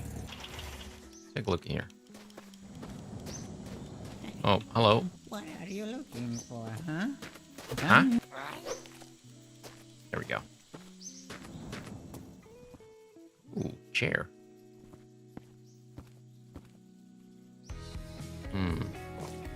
Yummy. I love random meat. Whole van. Now, as much as I like this car, I don't think I can get this out of here.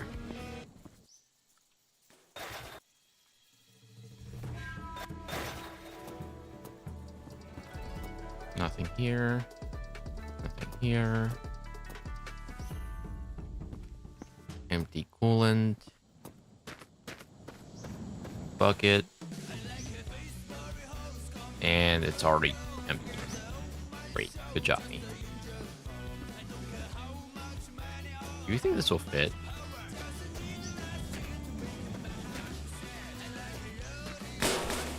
Oh. That's good enough, guys. Sure.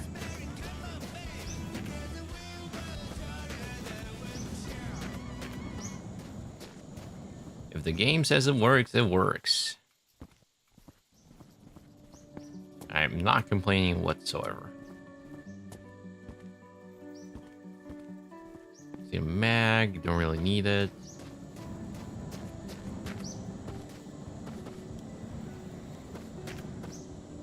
Few things up there, but I can't really get to it anyways, so. What the hell? Is that a bat?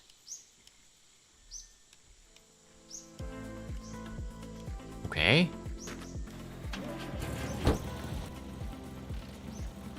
This looks so goofy, I love it.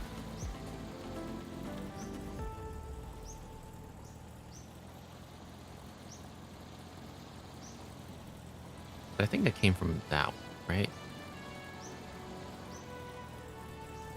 Yeah. That means I gotta go this way.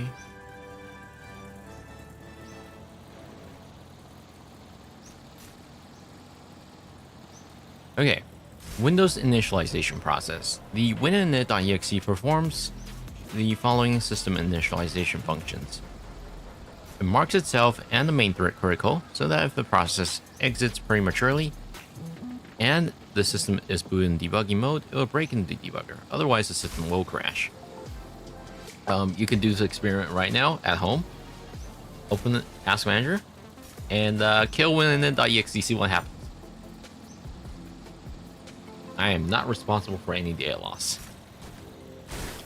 It causes the process to treat certain errors as critical, such as invalid handle. Yeah, same thing as earlier. Initialize support for state separation if the SKU supports it. Creates an event called first logon check. This can be observed via the base name object.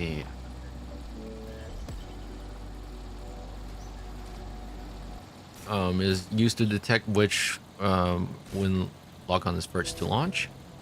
Creates when logon log off event in the base name object manager directory used by Win's logon instances.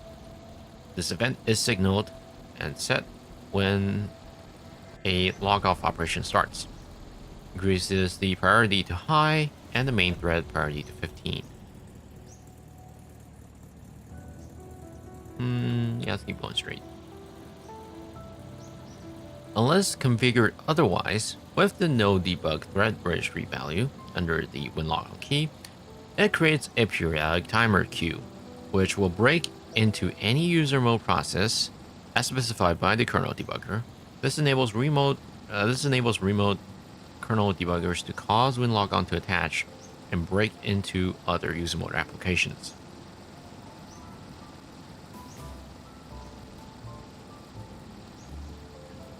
It sets the machine name in the environment variable, computer name, and then updates the TCP/IP relay information such as domain name and host name. It sets the default profile environment variables such as user profile, all user profile, public, and program data. It creates a temp directory by expanding the system root temp. It sets up font loading and DWM if session 0 is an interactive session, which depends on the SKU. Creates the initial terminal, which is composed of a Windows station, always named WinSTA0, and 2 desktop, WinLogon and default, for processes to run on session 0. Initializes the LSA machine encryption key, depending on whether it is stored locally or if it must be entered interactively. See Chapter 7 for information on how local authentication keys are stored. Sick hood? Yeah, works. Creates the Service Control Manager, or SCM, or in services.exe. See the upcoming paragraph for a brief description and Chapter 9, Part 2 for more details.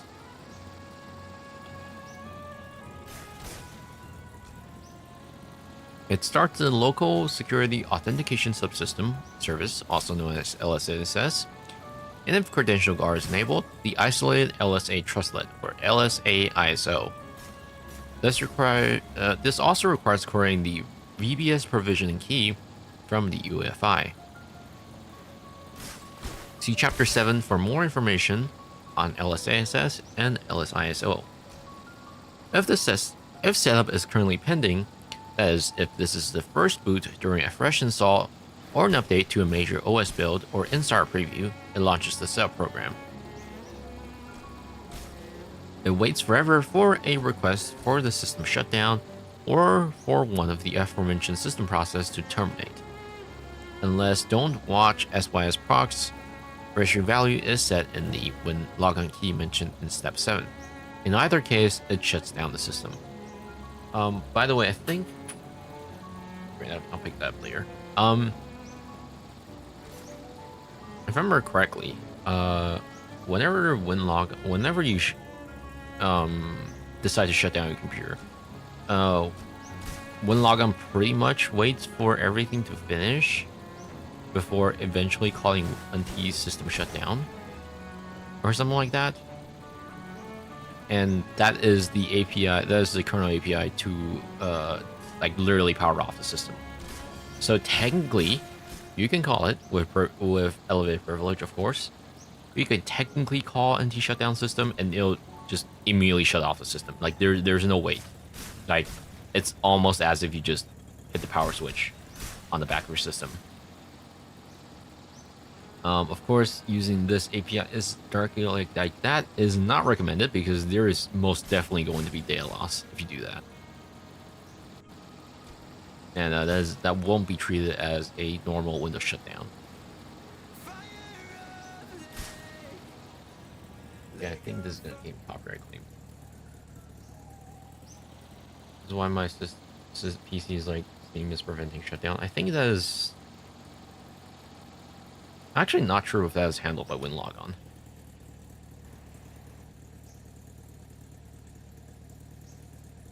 Sorry, I'm just switching. Oh, don't move, please. We spoke for so long that the playlist has finished. Or at least reached the part where it's got spoken lyrics. So let's switch to a different playlist.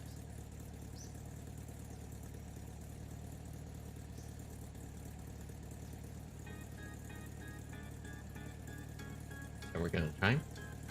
So we're gonna time. Service Control Manager. Recall that with Windows, services can refer to either a server process or a device driver. This section deals with services that are user mode processes. Services are like Linux daemon processes in that they can be configured to start automatically at system boot time without requiring an interactive logon. They can also be started manually, such as by running the services administrative tool, using the sc.exe tool, or calling the Windows Start Service function. Typically, services do not interact with the logged on user, although there are special conditions where this is possible.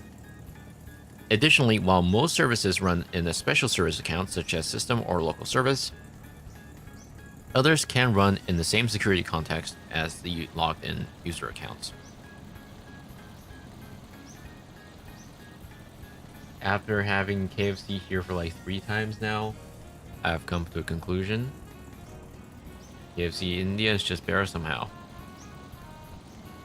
I think the quality of KFC really depends by region by region. I've not tried the KFC in any other country except Japan. I'll be honest, the KFC in Japan is somehow more greasy than the one in Taiwan, which is kind of insane to me.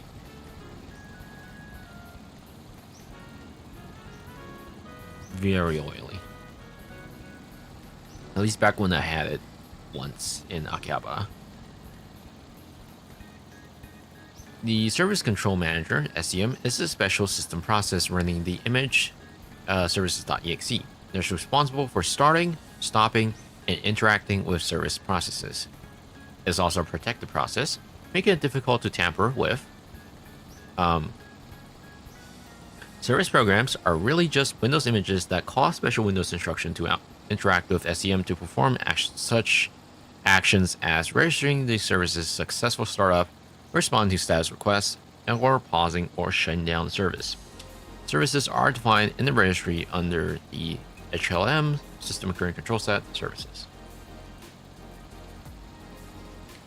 Keep in mind that services have 3 names: the process name you see on the system, the internal name in the registry, and the display name shown in the administrative tool.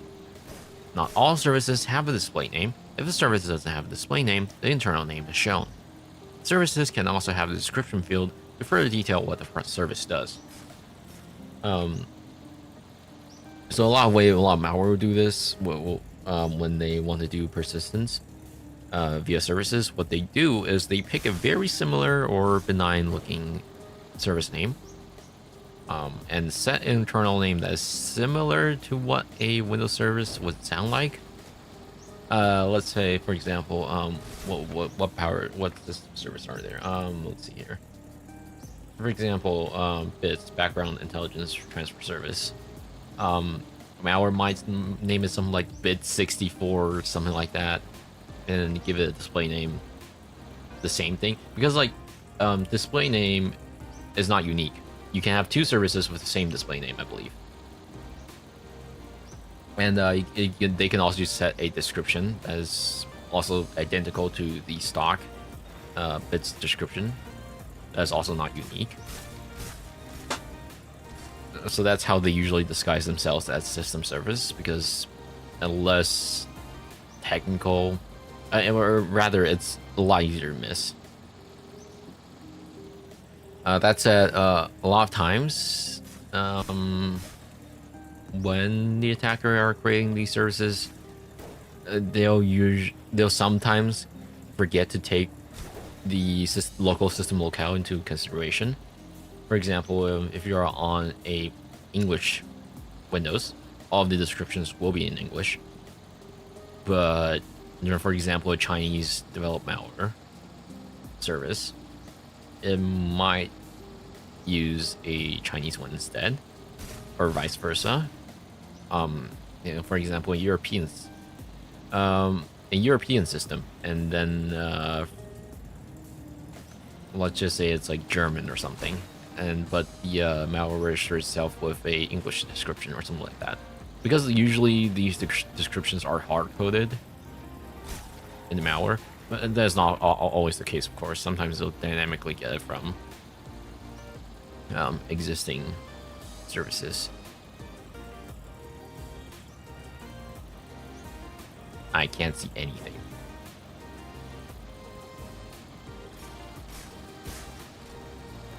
To map a service to the to map a service process to the services contained in that process, use tlist/s from the UNI tools for Windows, or use tasklist/svc, which is a built-in Windows command. Note that there isn't always a one-to-one mapping between service processes and running services.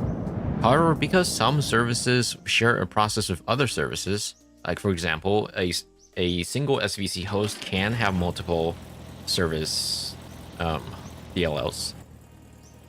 For example, one service host.exe might host multiple system services. In the registry, the type value under the service key indicates whether the service is running as its own process or share a process with other services in the image. A number of Windows components are implemented as services, such as print spooler, everyone's favorite service, because it is really fun to it is really fun to thing. Is a really fun service to exploit. A while back, it still kind of is. If you're not using printing at all, I'd recommend disabling print spooler in general, just in case, because there are a lot of print nightmare related adjacent exploits that still kind of work. Event log, task scheduler, and various networking components. For more details on services, see Chapter 9 and Part 2. Oh, it's not going to explain this SVC host.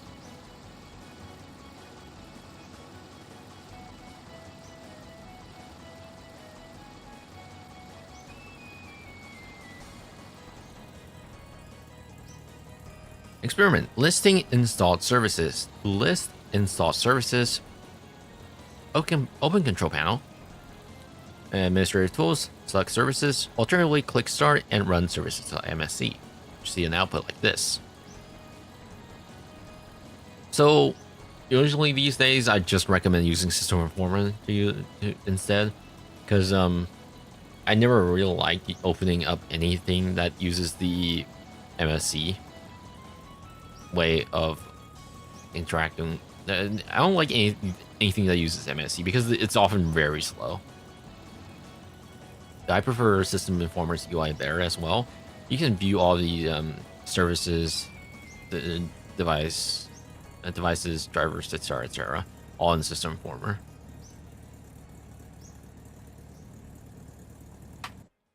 All right, I need a restroom break. I'll be right back. Man, we've been taking a lot of breaks today.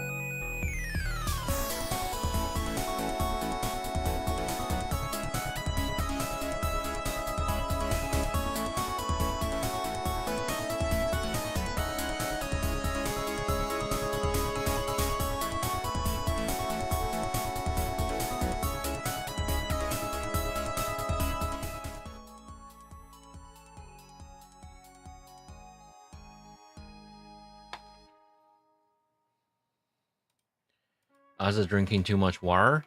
It's more so that I'm talking a lot. Kind of need that water.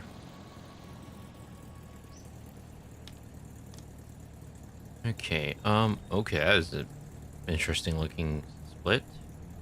Never seen a split that doesn't have a straight one before. I guess we're turning left.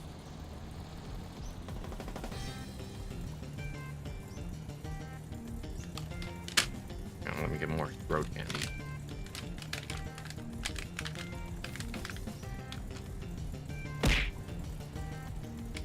Sip. Okay, if you say so. Ah.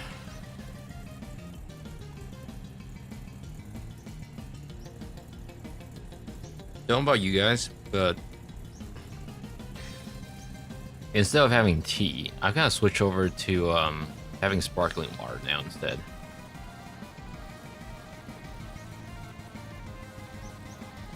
Which I don't know if it's necessarily better or worse. And when I say sparkling water, I mean just straight sparkling water. Like, it's literally just water and CO2, that's it. There's no extra stuff.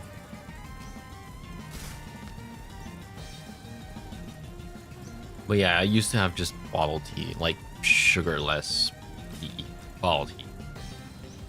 Gotta switch over to sparkling water. Mainly because it's cheaper. And, actually, it does taste pretty nice. When log on, okay, nice barrier, dude. Nice barricade. Barricade. Spicy water, yeah. When log on UI and user init. The Windows logon process, the winlogon.exe, handles interactive user logons and logoffs. Winlogon.exe is notified of a user logon request when user enters the secure attestation sequence or SAS keystroke combination. The default SAS on Windows is Control-Alt-Delete. The reason for the SAS is to protect users from password capture programs that simulate the login process, because the keyboard sequence cannot be intercepted by a user mode application. This is also something you can do. An additional thing you can do on a Windows system is that you can tell it so that it requires Control-Alt-Delete to even initiate the logon prompt. This has been the case for the longest time since, I want to say, at least Windows 95 or 98. I personally have it set on my Windows 11 system as well, so that, you know, I can't just like press a random key and trigger the login prompt. And he has it on by default. Yeah. I think server does as well, like modern Windows Server.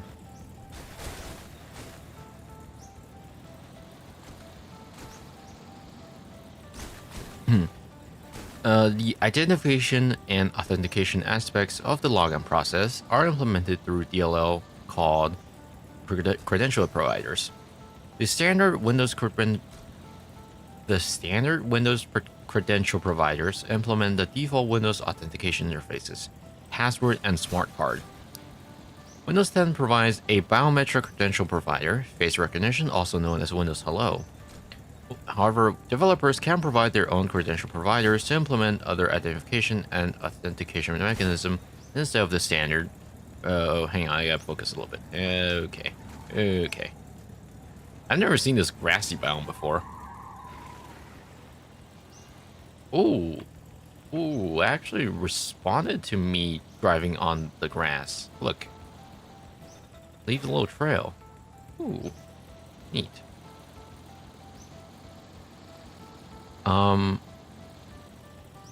Implement other identification and authentication mechanisms instead of the standard Windows username password method, such as one based on the voice print or a biometric device such as fingerprint reader.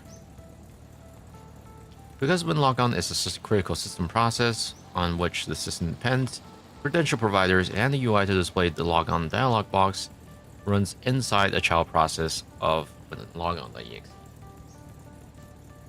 I need a YubiKey so I can use it to unlock PC and laptop. It doesn't work that way. You cannot use a smart. You cannot use a UV key to act as an authentication agent for when log on.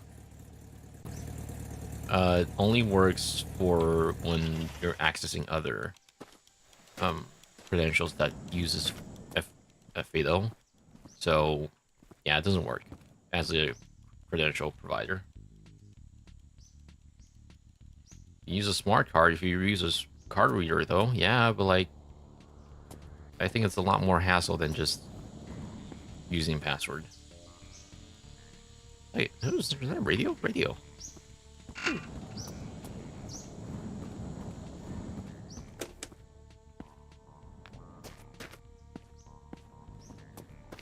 Mm-hmm. Why does that look like a mine? You know, I don't think I want to deal with. I don't want to deal with that. Water.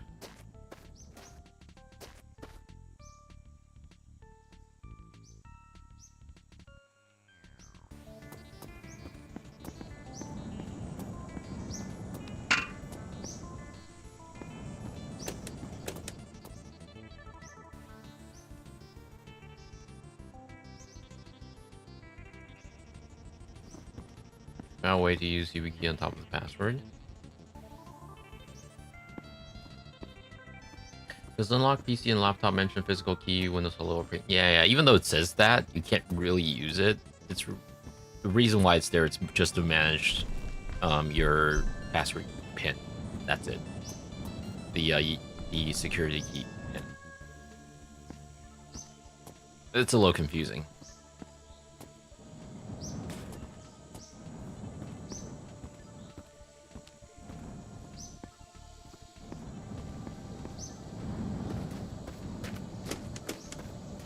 Can I install this radio?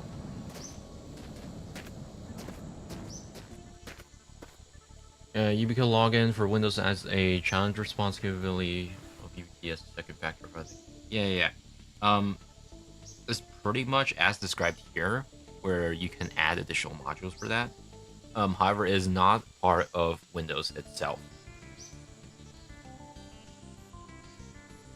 And therefore, I don't really recommend that. Unless, you know, you really want a feature like that. Nothing's stopping you, but I personally don't recommend it. Just because it's not part of the Windows authentication agent.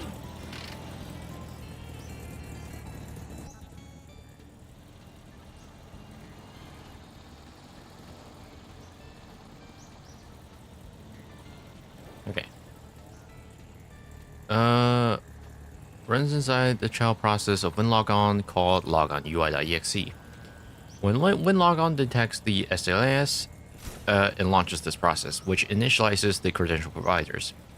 When the user enters their credential as required by the provider or dismisses the logon interface, the logon.ui.exe process terminates. WinLogon can also load additional network provider DLLs that need to perform secondary authentication. This capability allows multiple network providers to gather. Okay. At least nothing popped up there.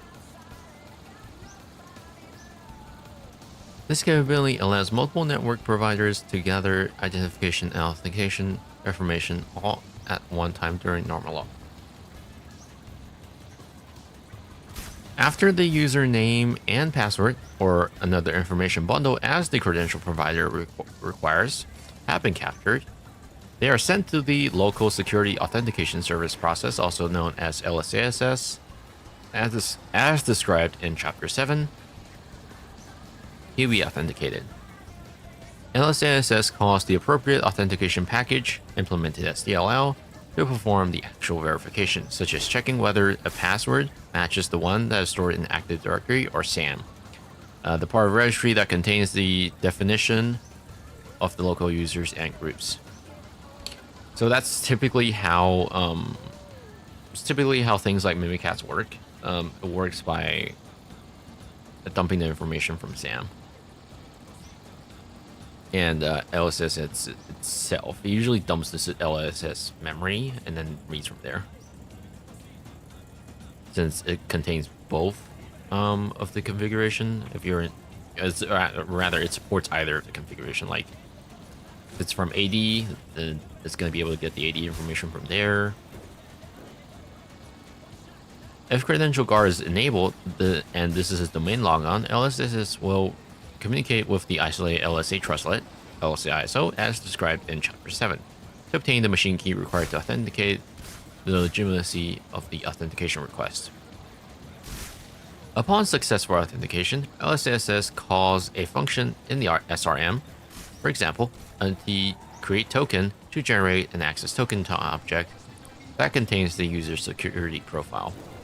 If UAC is used and the user login on is a member of the administrators group or has administrator privileges, LSSS will create a second restricted version of the token. This access token is then used by WinLogon to create the initial processes for a user session. The initial processes are stored in the user init registry value under the HLM software, Microsoft Windows NT, current version, WinLogon registry key. The default is user init.exe, but it can be more than one image in the list. Okay.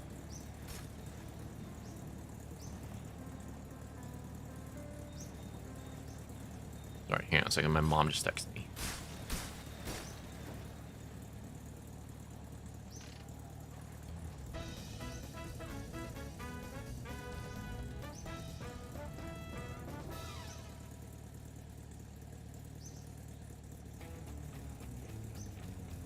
I don't know about you guys, but I've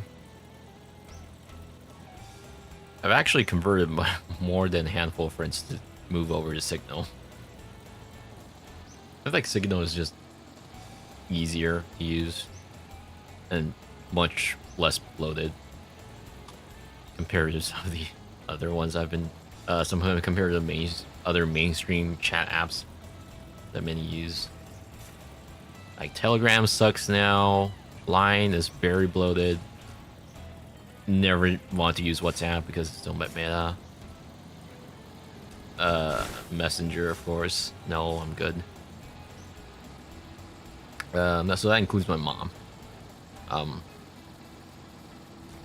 was like, hey, if you want to contact me, use Signal instead. And she was like, is this something that the kids are using these days? I was like, sure. Not really, but sure. I didn't want to explain it to her, so I was just like, yeah, that's what people are using these days. And it's just me. I'm the only one on her Signal contact list, I think.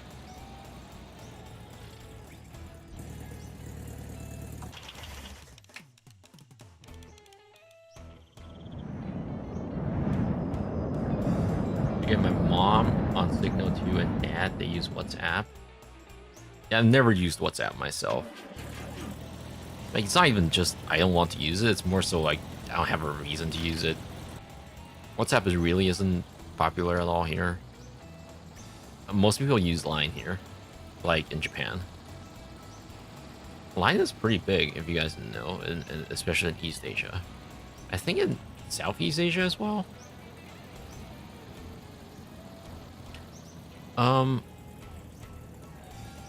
My girlfriend uses WhatsApp, so I use it for her. Yeah, I know that feeling. I have a few friends that are still on Telegram, so I kind of still keep Telegram around, but I don't really use the app. I only use the web version. Okay, I do use the app on my phone, but like on desktop, I just use the web version. Otherwise, these days, I don't really bother with Telegram, like actively using it. Okay, so upon successful authentication, LSESS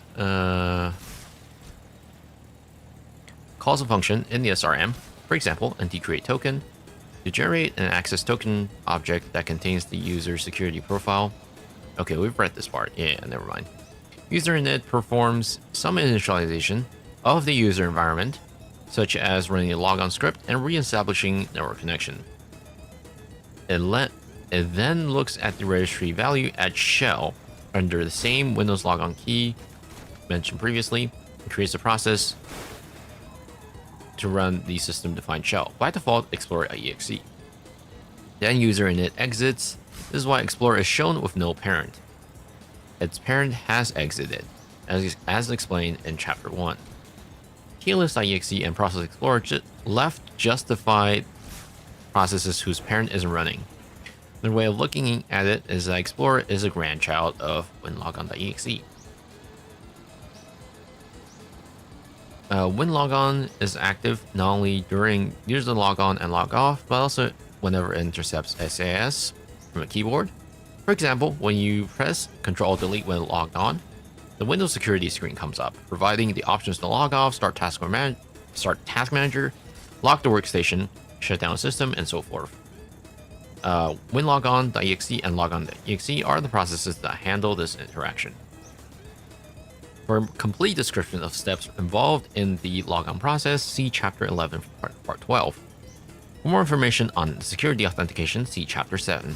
For details on callable functions that interface with LSASS, the functions that start with LSA, see the documentation of Windows SDK. I have line, don't even have anyone on it. So just so I can use the line, do you have line to a Japanese person?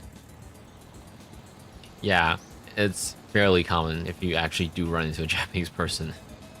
That said, unless you have a very specific use, I guess typically in the context of when line might be used is more like for either friends and family or business. That said, I wouldn't recommend using line for anything sensitive. That's also another reason why I don't like using line these days. So the thing is, line claims to use interim encryption.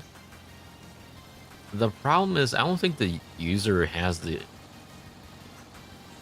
access the private key. Like, it's stored on line server, so that kind of makes E2E kind of useless. I actually wrote to their support staff, their security support staff before. They couldn't answer my question. I was like, hey, I read your security white paper. They actually have a security white paper, by the way. I read their security white paper. I was just like, okay, but you can restore chats fairly easily if you sync with Google Drive, which is which is their main backup mechanism. And like, I believe it is encrypted on the Google Drive, but you can't really see it because it's under the app specific data part. I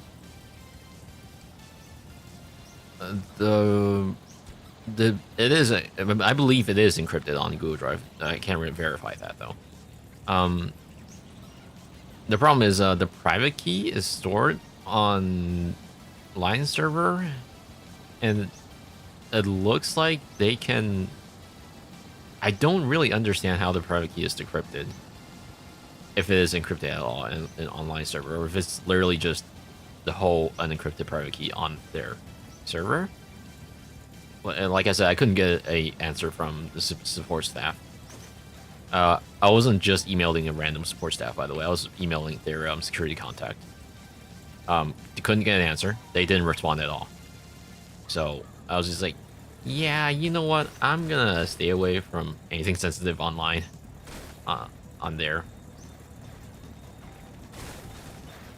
Pretty much anything security sensitive, I leave it to Signal. Line has too many stickers.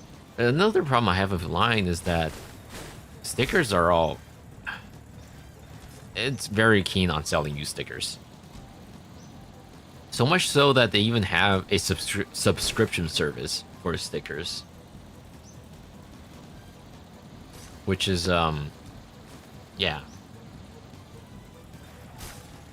on Signal, anyone can create their own sticker packs, like how it works on Telegram. So I much prefer that way.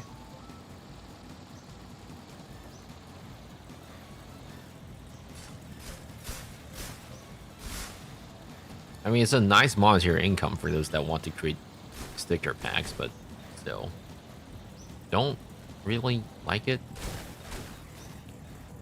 Okay, now that we've reached the conclusion of Chapter 2, this chapter takes a broad look at the overall system architecture of Windows, examines the key components of Windows, and shows how they interrelate.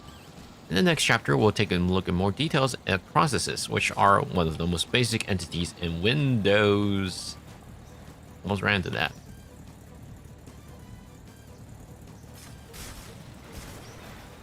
Time to also get everyone I know on Signal. I mean, you do you. I personally just like to use Signal.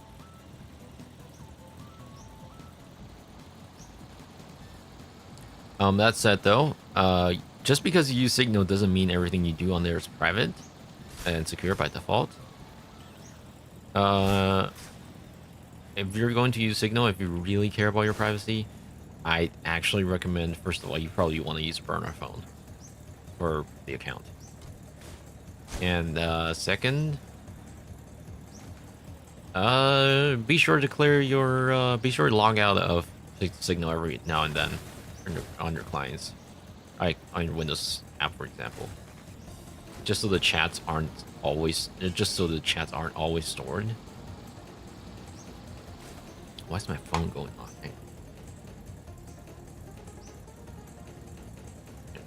I have it. I just don't have anyone on it. I think it's the same for Rin as well. I think I've only heard.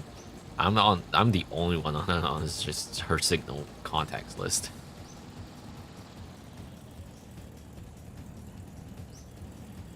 Okay.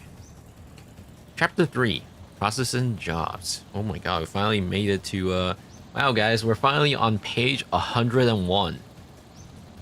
Just 700 more pages to go. Wow. In part 1, by the way. We haven't part 2 is like another 500 pages or something. Ooh, a bus. And ooh, is that bus stop? It only took us like 4 streams, yeah. God, is that a trash can?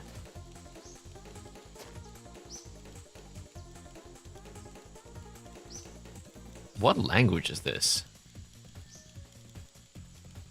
Huh. The hottest babe in rock today.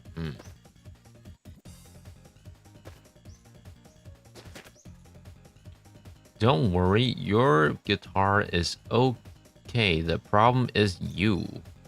Wow, thanks.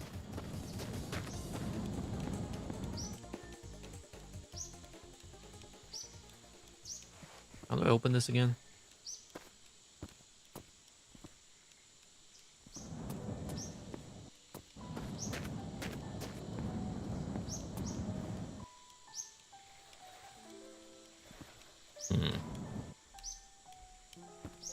Water.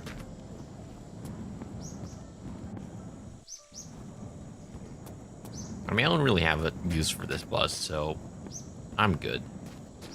Let's check on the fuel real quick. 27. It's running a little bit low. 3. Okay, let's refuel a little bit. Has some gas. Check the headlight. Actually, that's a good point.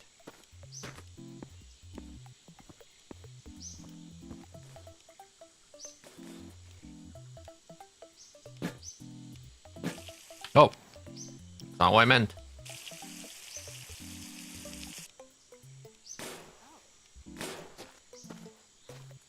Empty.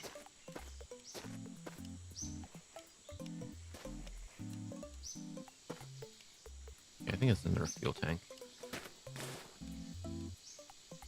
Yeah.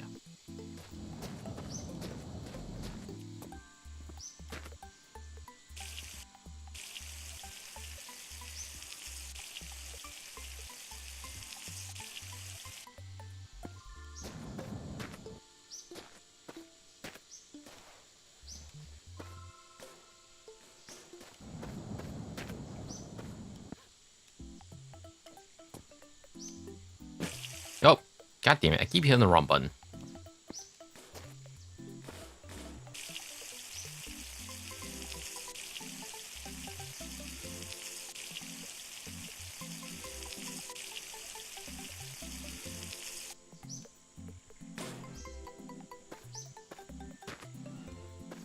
Miss Beezy a little.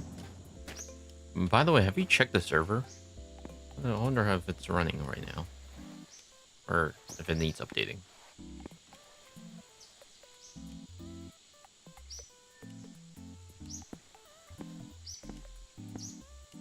Thank God for the option to turn off collision. Okay, that's just more gas. I don't really need that right now.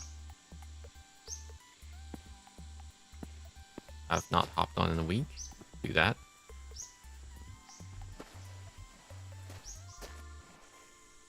That's just oil. Yeah, let's add that real quick. Well, let's close this, just in case I forget.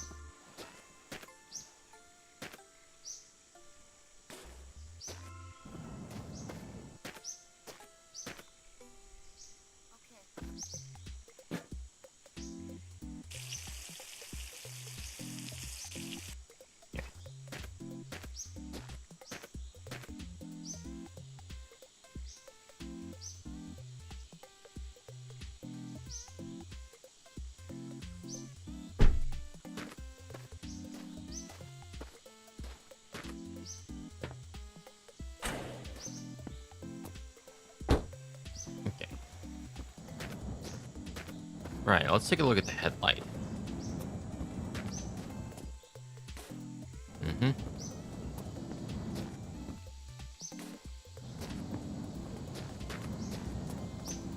We can finally see in the dark again, I hope.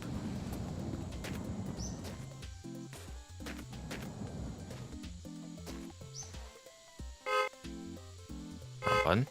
No.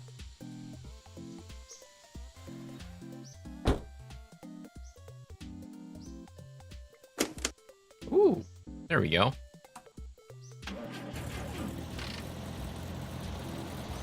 Wow. Amazing. Finally get to see you freaking face light again. Front light. Okay. In this chapter, we'll explain the data structures and the algorithms that deal with processes and jobs in Windows. First, we'll take a general look at process creation. Then we'll examine the internal structures that make up a process. Next, we'll look at protected processes and how they differ from non-protected ones. After that, we outline the steps involved in creating a process in its initial thread. The chapter concludes with a description of jobs. Wow, everyone's most feared word. Because processes touch on so many components in Windows, a number of terms and data structures, such as working sets, threads, objects and handles, system memory heaps, and so on, are referred to in this chapter, but are explained in detail elsewhere in the book. To fully understand this chapter, you need to be familiar with terms and concepts explained in chapter 1 and 2. Such as the difference between a process and thread, the Windows virtual address space layout, and the difference between user mode and kernel mode. Creating a process. The Windows API provides several functions for creating process. The simplest is create process, which attempts to create a process with the same access token as the creating process. If a different token is required, then create process as user can be used, which accepts an extra argument, the first, a handle to the token object that was already somehow obtained, such as by calling logon user function.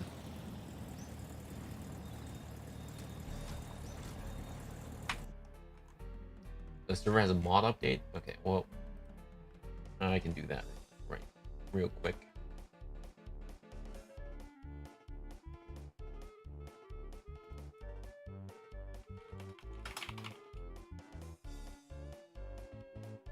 I'm sorry, what? I just got pinged on the GBC Discord.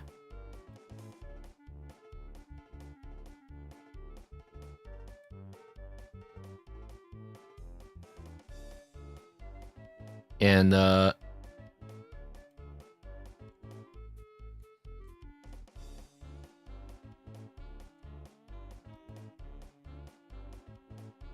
they're doing a live event in Taipei.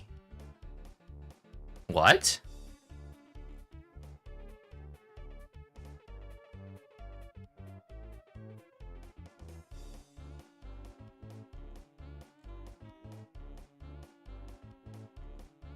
Really?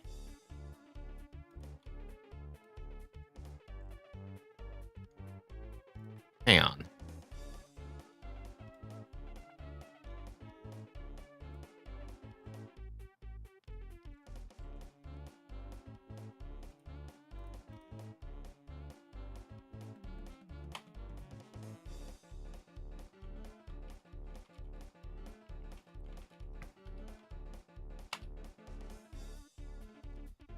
Huh.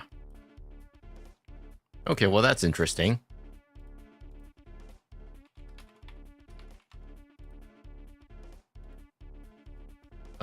If I can get a ticket, I'll go. For once it's a thing locally available.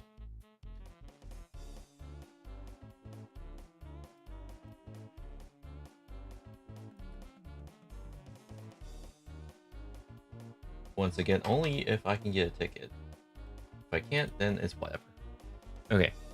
What was I gonna do? Oh, right. Restart the server.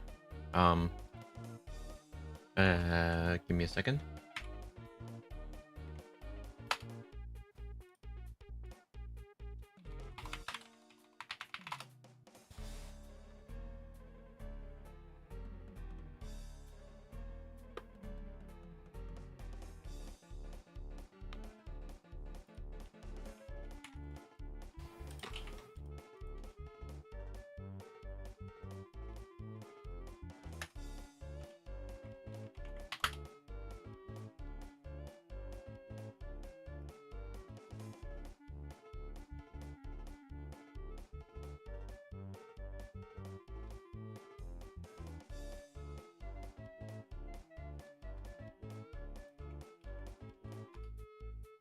Okay.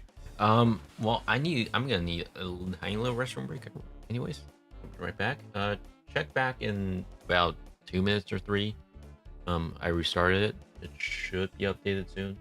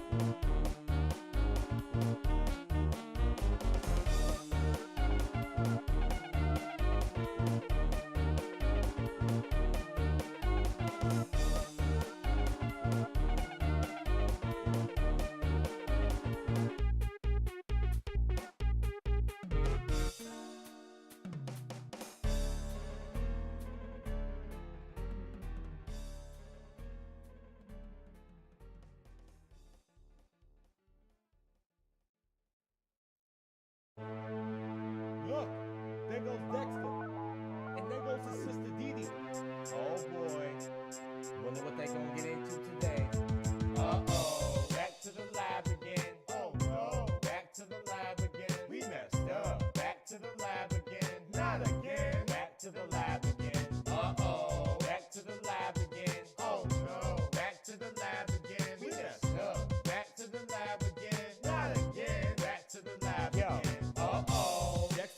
lab again, making up anything he's imagining. There goes Edie, his sister. He always argues with her. She thinks she knows it all because she's older and she's bigger. Whatever Dexter wants, he just goes and creates. Robots, it doesn't matter the size or the shape. He's always doing crazy tests and making a mess. And if they don't come out correct, boy, you know what happens next. Uh-oh, back to the lab again. Oh no, back to the lab again. We messed up. Back to the lab again. Not again. Back to the lab again. Uh-oh, back to the lab again. Oh no, back to the lab again. We messed up. Back to the lab again. Not again. Back to the lab again. Uh-oh.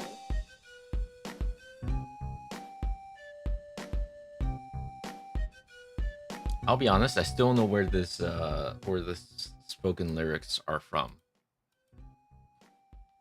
I feel like I've heard that song before. Is it actually from Cartoon Network's ad? I feel like, yeah, I think that part was from an actual ad for Dexter Lab, right? Okay. Other process creation functions include create process with token and create process with logon, both part of ADB API 32. Create process with token is similar to create process as user, but the two differ in the privilege required for the caller. Check the SDK documentation for specifics. Create process with logon is a handy shortcut to log on with given user's credential, and create a process with the obtained token in one stroke. Both call the secondary logon service or the seclogon.dll. Hosted an SBC host by making a remote procedural call to do the actual process creation. Seclogon execute the call in its internal SLR create process with logon function. If all goes well, it eventually just calls create process as a user. The seclogon service is configured by default to start manually. So the first time create process with token or create process with logon is called, the service is started. If a service fails to start, for example, an administrator can configure a service to be disabled. These functions will fail. The run as command line utility, which you may be familiar with, makes use of these functions. That's how run as works. When you want to start something with administrator privileges, for example, you can use you can specify a verb like run as. Like, for example, if you're using PowerShell, you can do start process, process name dash verb, run as. The following figure shows the call graph described above.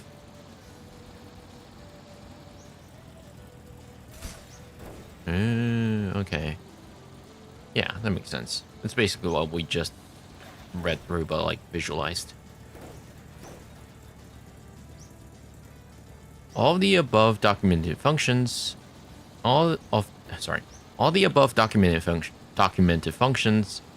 expect a proper PE file, although the exe extension is not strictly required, batch file, or 16-bit COM application. Beyond that, they have no knowledge of how to connect files with certain extension, for example, .txt to an executable, for example, Notepad. That is something provided by the Windows shell, and functions such as shell execute and shell execute x. These functions can accept any files, not just any executables, and try to locate the executable to run based on the file extension in registry settings at HKey class's root. See Chapter 9 and Part 2 for more on this. Eventually, shell execute calls create process with proper executable, appends the appropriate argument on the command line to achieve the user's intention, such as editing an .txt file by appending the file name to Notepad. Ultimately, all these execution paths lead to a common internal function, create process internal, which starts the actual work of creating the user mode process. Eventually, if all goes well, create process mode create process internal calls create user process and DLL to make transition to the kernel mode and continue the kernel mode part of the process creation, and the function with the same name create user process part of the executive. The create process series of function arguments. It's worthwhile to discuss the arguments to the create process family of functions, some of which will be referred to in the section on the flow of create process. A process created from user mode is always created with one thread within it. This is the thread that eventually will execute the main function of the executable. Here are the important arguments to create process functions. For create process as user and create process with token, the token handle under under which the new process should execute. Similarly, for a create process with logon, the username, domain, and password are required.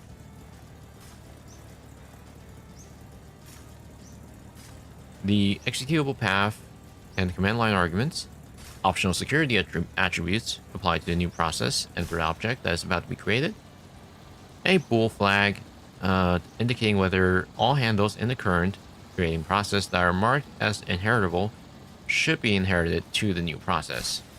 See part 2 on handle and handle inheritance. Various flags that affects process creation. Here are some examples. Check the SDK for a more complete list. Such as create suspended indicates that the process should be started in a suspended state. A later call to resume thread will cause the thread to begin execution.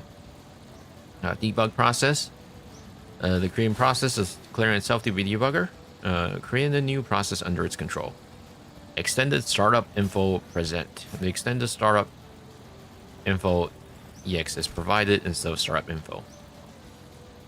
So the most common create suspended scenario in malware context is usually used for process hollowing, where like instead of the where you start a process, or like before it actually starts, to replace the content with malicious ones instead. An optional environment block for the new process, such as specifying environment variables. If not specified, it will be inherited from the creating process. An optional current directory for the new process. If not specified, it uses one of the creating process. One from the creating process. The created process can later call set current directory to a different one if needed. The current directory of a process is used in various non-full path searches, such as when loading a DLL from a file name only. A startup info or startup info X structure that provides more configuration for process creation. Startup info X contains an additional opaque field that represents a set of process and thread attributes that are essentially an array of key value pairs.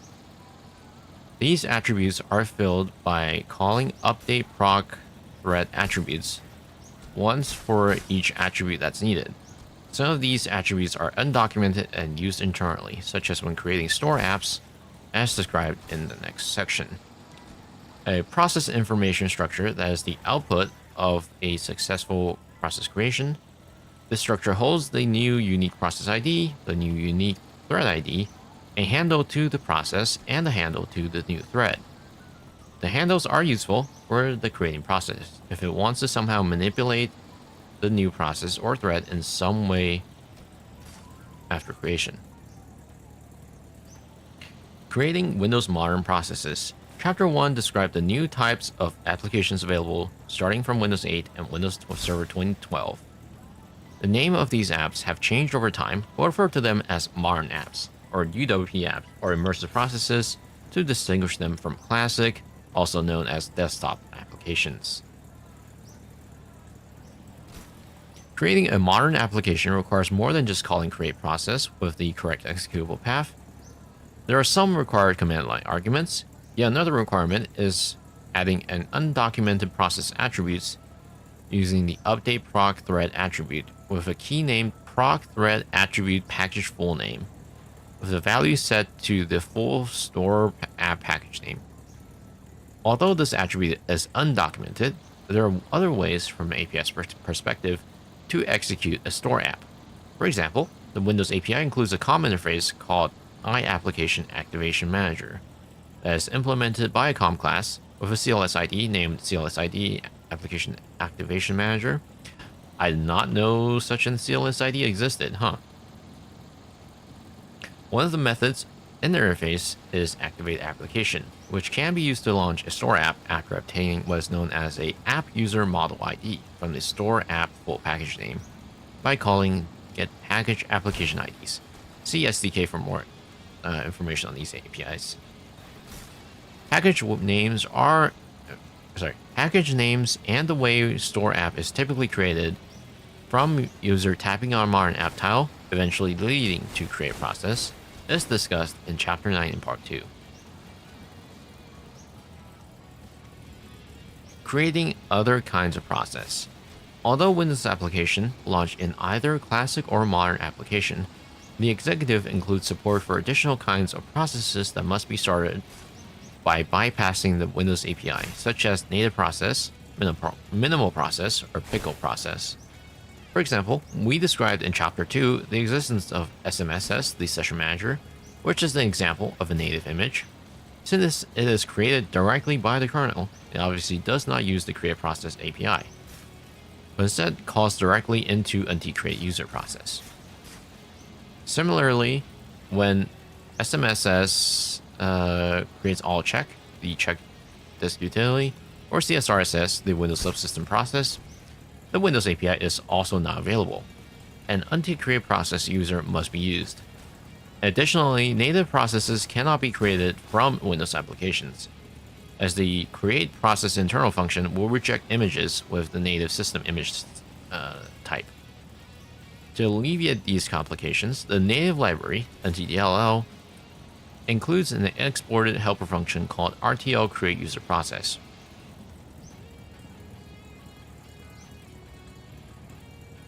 That's what RTL create process user process is for. It's a wrapper around create user process. Okay.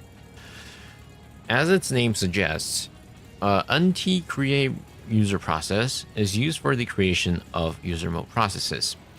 However, as we saw in Chapter 2, Windows also includes a number of kernel mode processes, such as system process and memory compression process, which are minimal processes, plus the possibility of Pico processes managed by providers such as Windows Subsystem for Linux.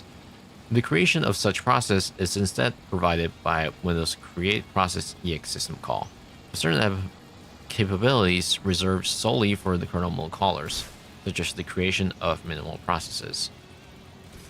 Finally, Pico provider calls a helper function, which takes care of both creating the minimal process as well as initializing its Pico provider context.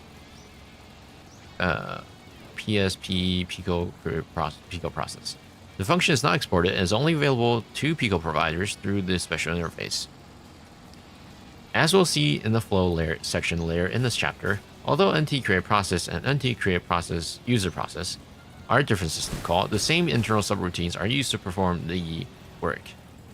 PSP allocate process and PSP insert process, all the same routines are used to perform the work. PSP allocate process and PSP insert process.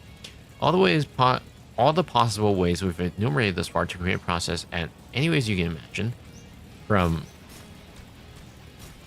WMI PowerShell command let to a kernel driver, will end up here. Time to test the server. It's only been 15 minutes. You sure are fast. Process internals. This section describes the key Windows process data structures maintained by the various parts of the system and describes different ways and tools to examine this data. Each Windows process is represented by an executive process or eProcess structure. Besides containing many attributes relating to the process, an eProcess contains and points to a number of other related data structures, for example. Each process has more than one or more threads. Hello. All right, time for a quick break. Really?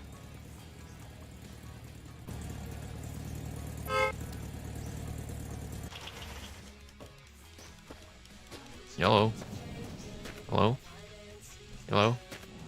Hi. Bleh.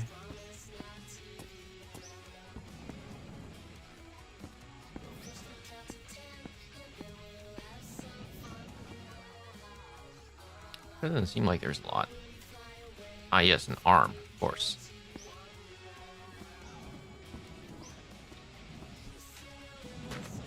I'm not seeing anything useful, unfortunately. It's got some sick rims.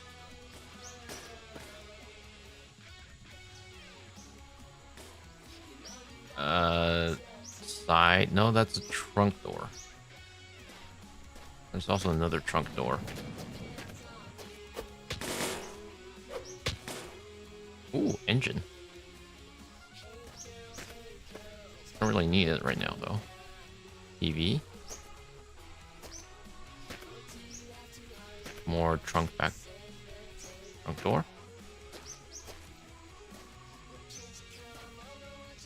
And rear view mirrors. Yeah, well, we'll take this rear view mirror. I think we're missing one anyways.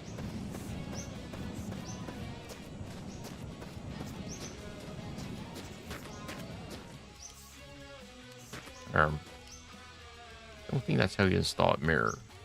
But okay, sure.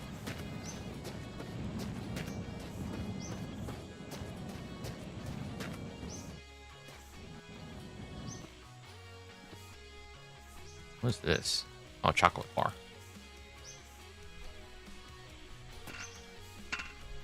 Rim.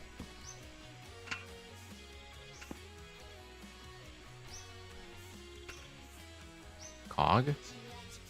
Headlight. Don't really need a headlight anymore. Don't know if this trim will fit. This trim seems big. Yeah, it's pretty big. It's not gonna fit. Okay, well, let's sleep.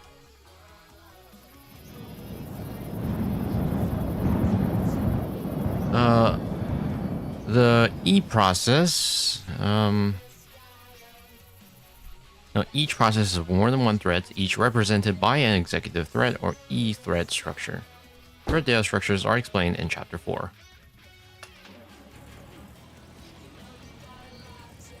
Wait, is that a car? Wait, hang on.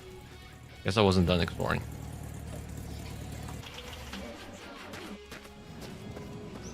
First of all, is there any fuel around here?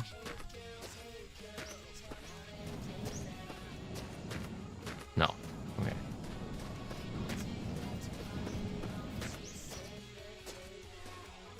And diesel.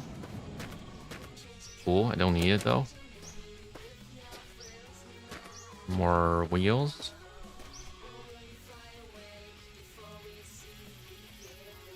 Don't know what that is.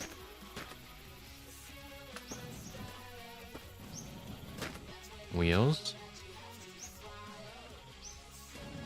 I wonder if we can replace one of our wheels with this.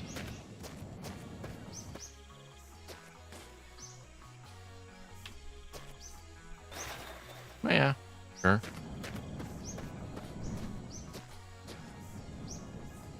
The whole car up here. I don't know how did this get up here? It's kind of similar to the stuff we have. Actually, that's a pretty identical car. Except this one is way worse looking. How much fuel does it have? 7 liter. Jack the trunk. But I like this trunk. It's funny looking. I actually like being able to see the engine.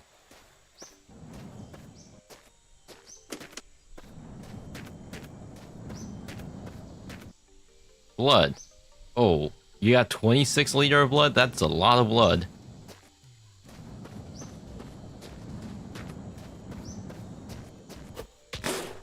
Probably more than what a human has. Oh. Great.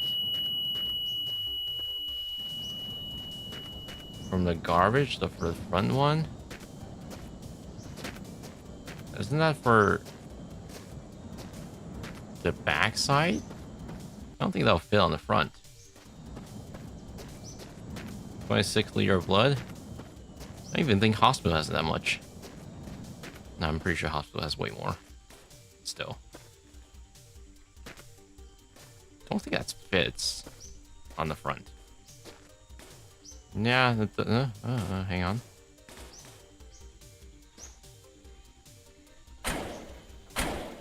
Okay, you know how I said this one looks cool? This one looks stupid. I'm not doing this. That's better. That's better. Do I have a fuel thing? I don't. Can I use this to jack the fuel? I know this is a coolant tank, but... well, never mind. Oh well.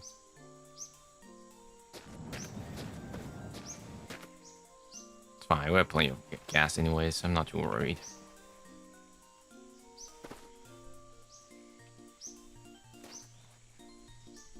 It's just regular oil. Which oil do I have? Yeah, that's fine. We're gonna drinking blood. I'm thirsty, so are you? Wow, thanks. Guess I will sip.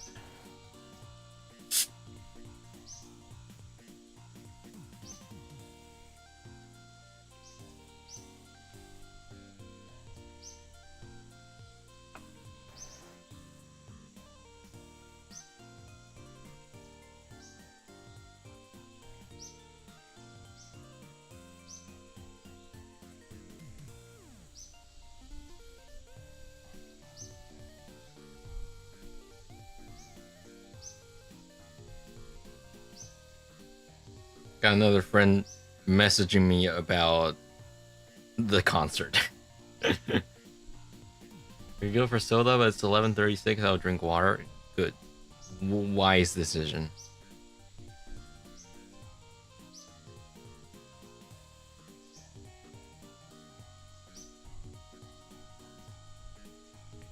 Okay.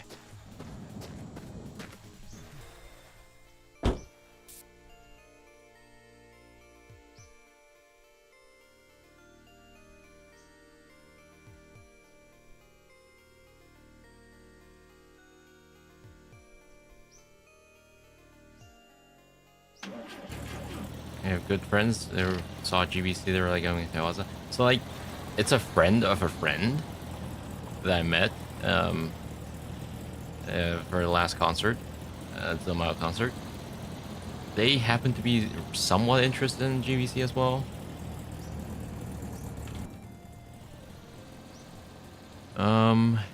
Yeah. They have a top bag, which is pretty cool.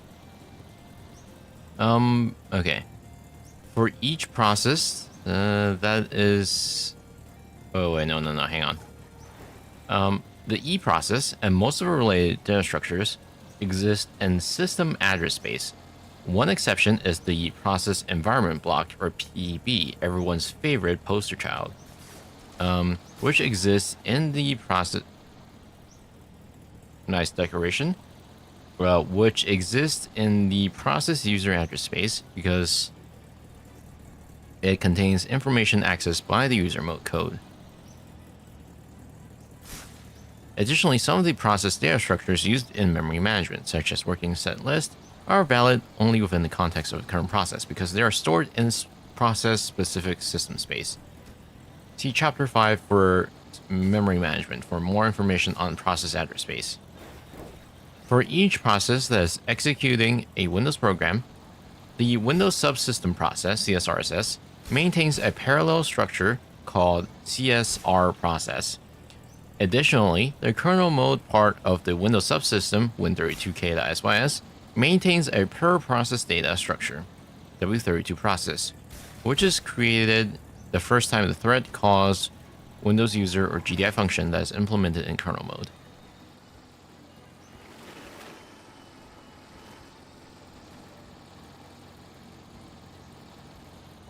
Okay. Sorry, I was rereading through that paragraph. This happens as soon as the user's ready to the library is loaded. Typical functions that cause this library to be loaded are create window and get message functions. Since the kernel mode Windows subsystem makes heavy use of DirectX based hardware accelerated graphics, the graphics device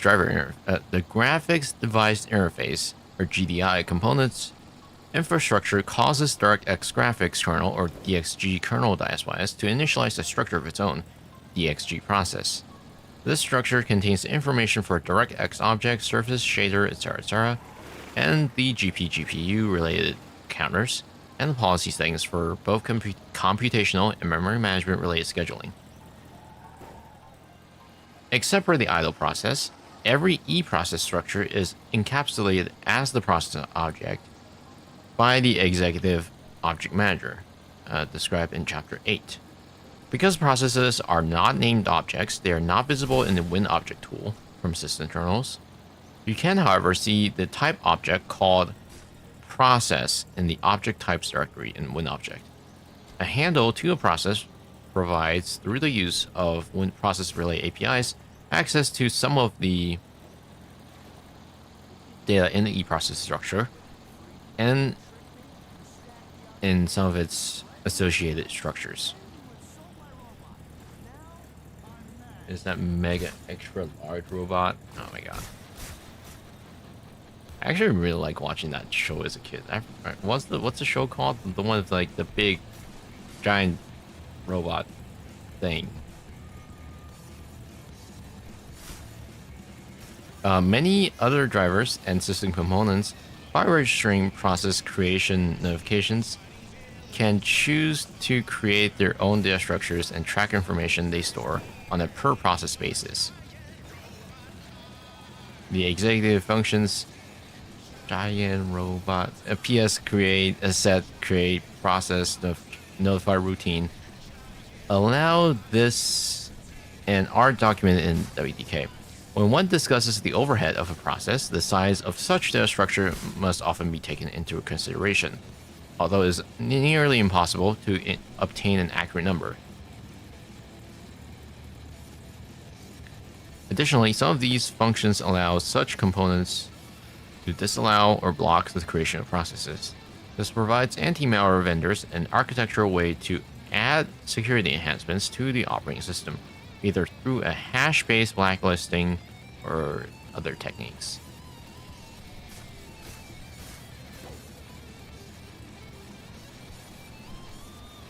Okay. Let's focus on the process object. The following figure shows the key fields of an E-process structure. So at top you have PCB, process control block, protection logs, process ID, current process ID, active process link, process flags, process creation, exit times, quote information, session process link. In the middle is the PEB, image file name, image base address, etc., etc., etc. You can see things like the working set is also in there. Energy consumption values. Similar to the way the kernel API and components are divided into isolated and layered modules, with their own naming conventions, the data structures for a process follow a similar design. As shown in Figure 3.2, the above figure, the first member of the executive process structure is called PCB, or process control block. It is a structure of the type K process, for kernel process. Although routines in the executive store information in the E process, the dispatcher, scheduler, interrupt time accounting code, being part of the operating system kernel, use the K process instead. This allows a layer of abstraction to exist between the executive's high-level functionality and its underlying low-level implementation of certain functions, helps prevent unwanted dependencies between layers. The next figure shows the key fields in K process field structure. which is all of those, like kernel times, user time, cycle time, etc., etc. The process infinity and process flags are also stored here. Displaying the format of an e-process structure. For a list of fields that make up an e-process structure and their offsets in hexadecimal, type DT NT exclamation mark underscore e-process in the kernel debugger. The output on a 64-bit system looks like this. Feel free to do that at home. The first member of the structure PCB is an embedded structure of type K process. This is where scheduling and time accounting data is stored. You can display the format of the kernel process structure the same way as eProcess. What's a secure PID? Huh. The DT command also enables you to view specific contents of one field or multiple fields by using their names following their structure name. For example, DT exclamation mark underscore eProcess unique process ID displays the process ID field. In the case of a field that represents a structure such as the PCB field of the eProcess, which contains the K process substructure, adding a period after the field name will cause the debugger to display the substructure. For example, alternative way to see the K process is to type DT exclamation mark underscore eProcess PCB. You can continue to recurse this by adding more field names within K process and so on. Finally, a -R switch of DT allows you to recurse through the substructure. Adding a number after the switch controls the depth of the recursion that the command will follow. The DT command used, as shown earlier, shows the format of the selected structure, not the contents of any particular instance of the structure type. To show an instance of an actual process, you can specify the address of an eProcess structure as an argument to the DT command. You can get the address of almost all of the eProcess structure in the system by using the process 00 command, an exception being the system item process. Because the K process is the first thing in the E process, the address of the E process will also work as the K process with DT underscore K process. Experiment using the kernel debugger exclamation mark process command. The kernel debugger exclamation mark process command displays a subset of information in the process object and its associated structures. This output is arranged in two parts for each process. First, you see the information about the process, as shown here. When you don't specify a process address or ID, exclamation mark process lists information for the process owning the thread currently running on CPU 0, which will be WinDebug itself, or LiveKD if it's used in lieu of WinDebug, or a single processor on a single processor system. After the basic process output comes a list of threads in the process. The output is explained in experiment using kernel debugger in chapter 4. Other commands that display process information include exclamation mark handle, which dumps the process handle table, process and thread security structures are described in chapter 7. Note that the output gives the address of PEB.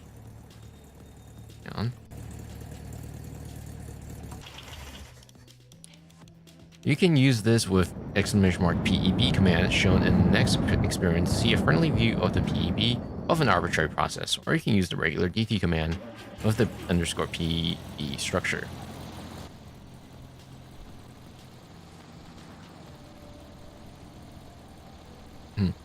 However, because the PEB is in the user mode address space, it is valid only within the context of its own process. To look at the PEB of another process, you must first switch WinDebug to that process. You can do this with dot process /p command, followed by the E process pointer. If you're using the weighted, if you are latest, if you are using the latest Windows 10 SDK, the updated version of WinDebug will include an intuitive hyperlink under the PB address, which you can click on to automatically execute both the .process and !PB command. The PEB lives under the user mode address space of the process it describes, contains information needed by the image loader, the heat manager, and other Windows components that need to access it from user mode.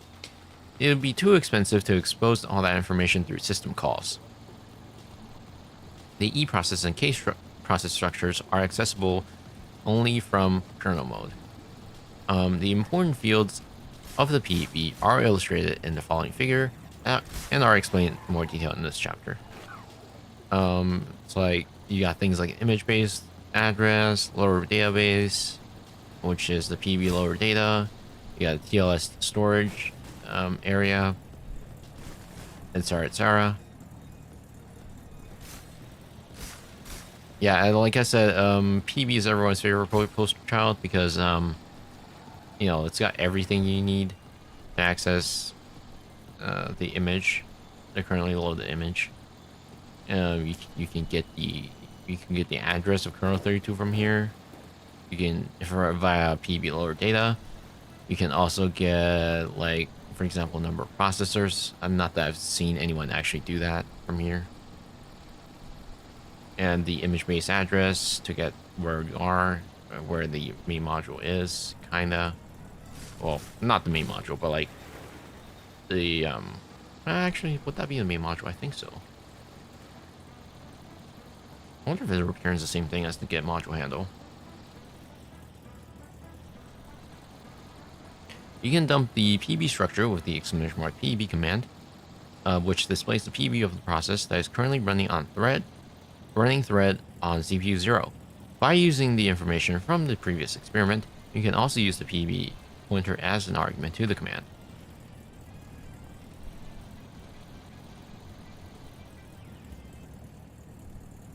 The CSR process structure. Where is that? I guess it's from, the previous one. The CSR process structure contains information about processes that are specific to Windows subsystem with CSRSS. As such, only Windows applications have a CSR process associated with them. For example, Windows SMSS does not. Additionally, because each session has its own instance of Windows subsystem, the CSR process structure are maintained by the CSRSS process within each individual session. The basic structure of CSR process is illustrated in the following figure and is explained in more detail in this chapter. I'm not too familiar with CSR structure, actually. CSRSS processes are protected. See later in this chapter for protected process. So it's not possible to attach a user mode debugger to CSRSS, not even with elevated privileges or non-invasively. Instead, we'll use kernel debugger. First, list the existing CSRSS process. Next, take any one of them and change the debugger context to point to the particular process so that its user modules are visible. The /p switch changes the process context of the debugger and to the provided process object, the process, mostly needed in live debugging, and /r request loading of user mode symbols. Now you can look at the modules using the lm command or look at the CSR process structure.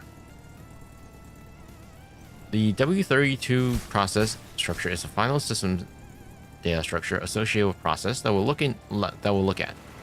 It contains all the information that the Windows graphics and Windows management code in the kernel needs to maintain stale information about GUI processes, which were defined earlier as processes that have done at least one user or GDI system call. The basic structure of W32's process is illustrated below. Unfortunately, since type information for the Win32 structure is not available on public symbols, we can't easily show you an experiment displaying this information. Either way, discussion of graphics-related data structures and concept is beyond the scope of this book. Okay. Here's what I think, chat. I think we call it here. Because I'm getting tired. How much progress do we make? I think we read through like, I think we started at like page 79 or something. So we somehow read through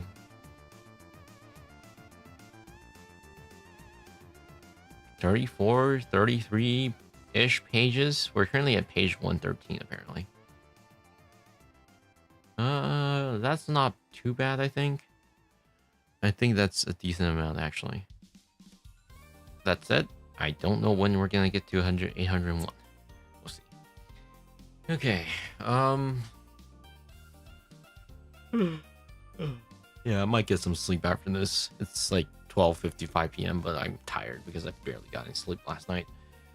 Let's save. Where do I save again? Oh, there's.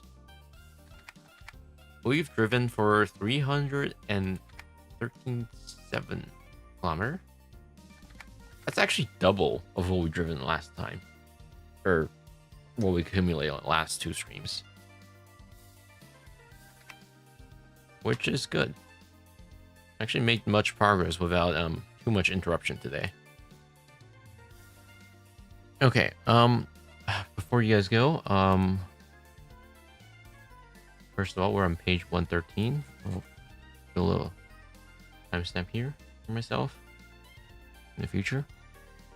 Now, I want to send you guys over to anyone that's streaming right now.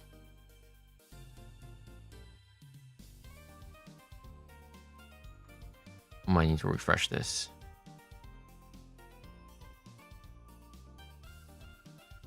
Raid. Let's see.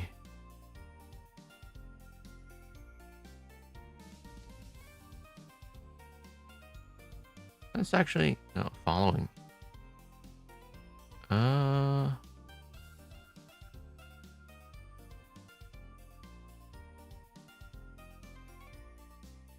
They're doing 100%.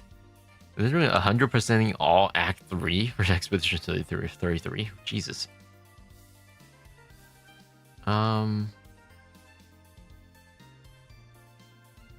But they speak French, so I can't really read you guys that.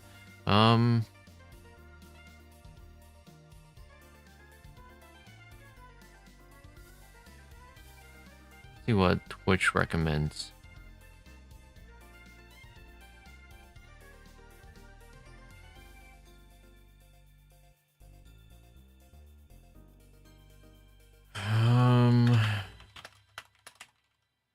Anyone streaming VOTV?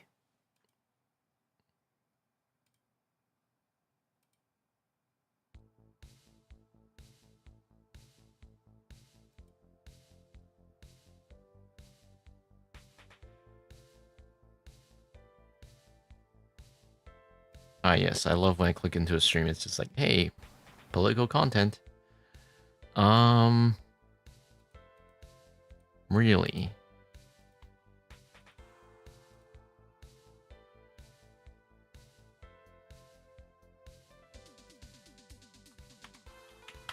Let's see Twitch front page. See if that helps.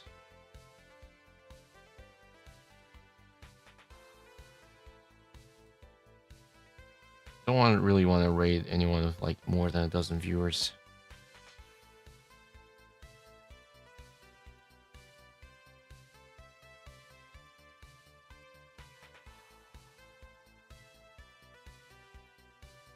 I was doing a blind Undertale playthrough. Let's see.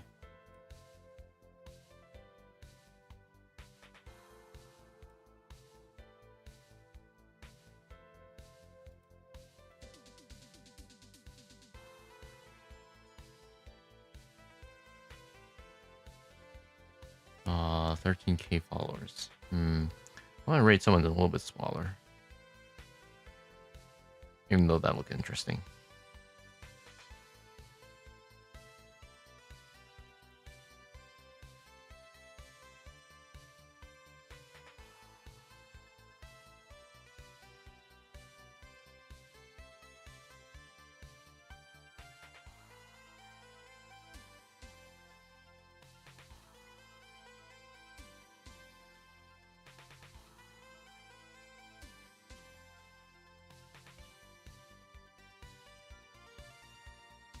Sorry, give me a moment.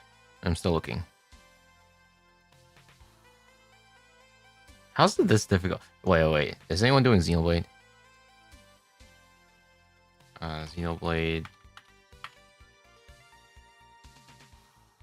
I'm more than willing to rate anyone that's doing Xenoblade.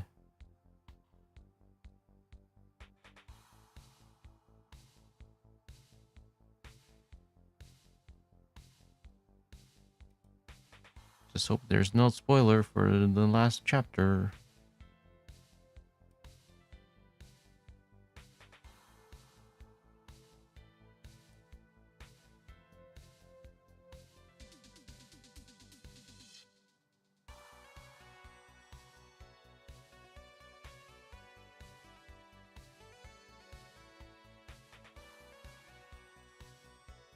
Wait, what level are they?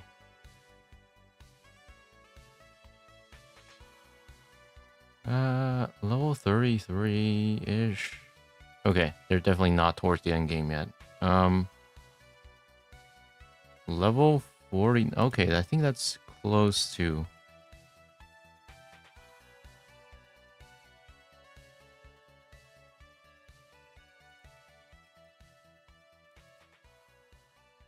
See, what's their current?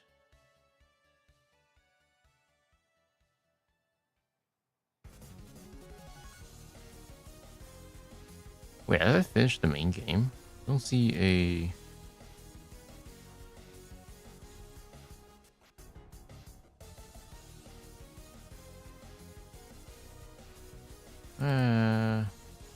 This is post game.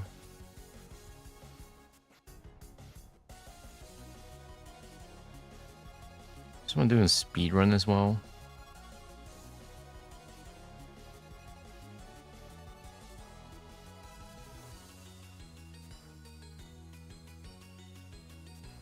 Chapter 9. Okay. You know, I can't find anyone to raid or anyone I know of. Tell you what, I'm just gonna call it here. I'll see you guys sometime next week until I figure out a schedule. Bye-bye.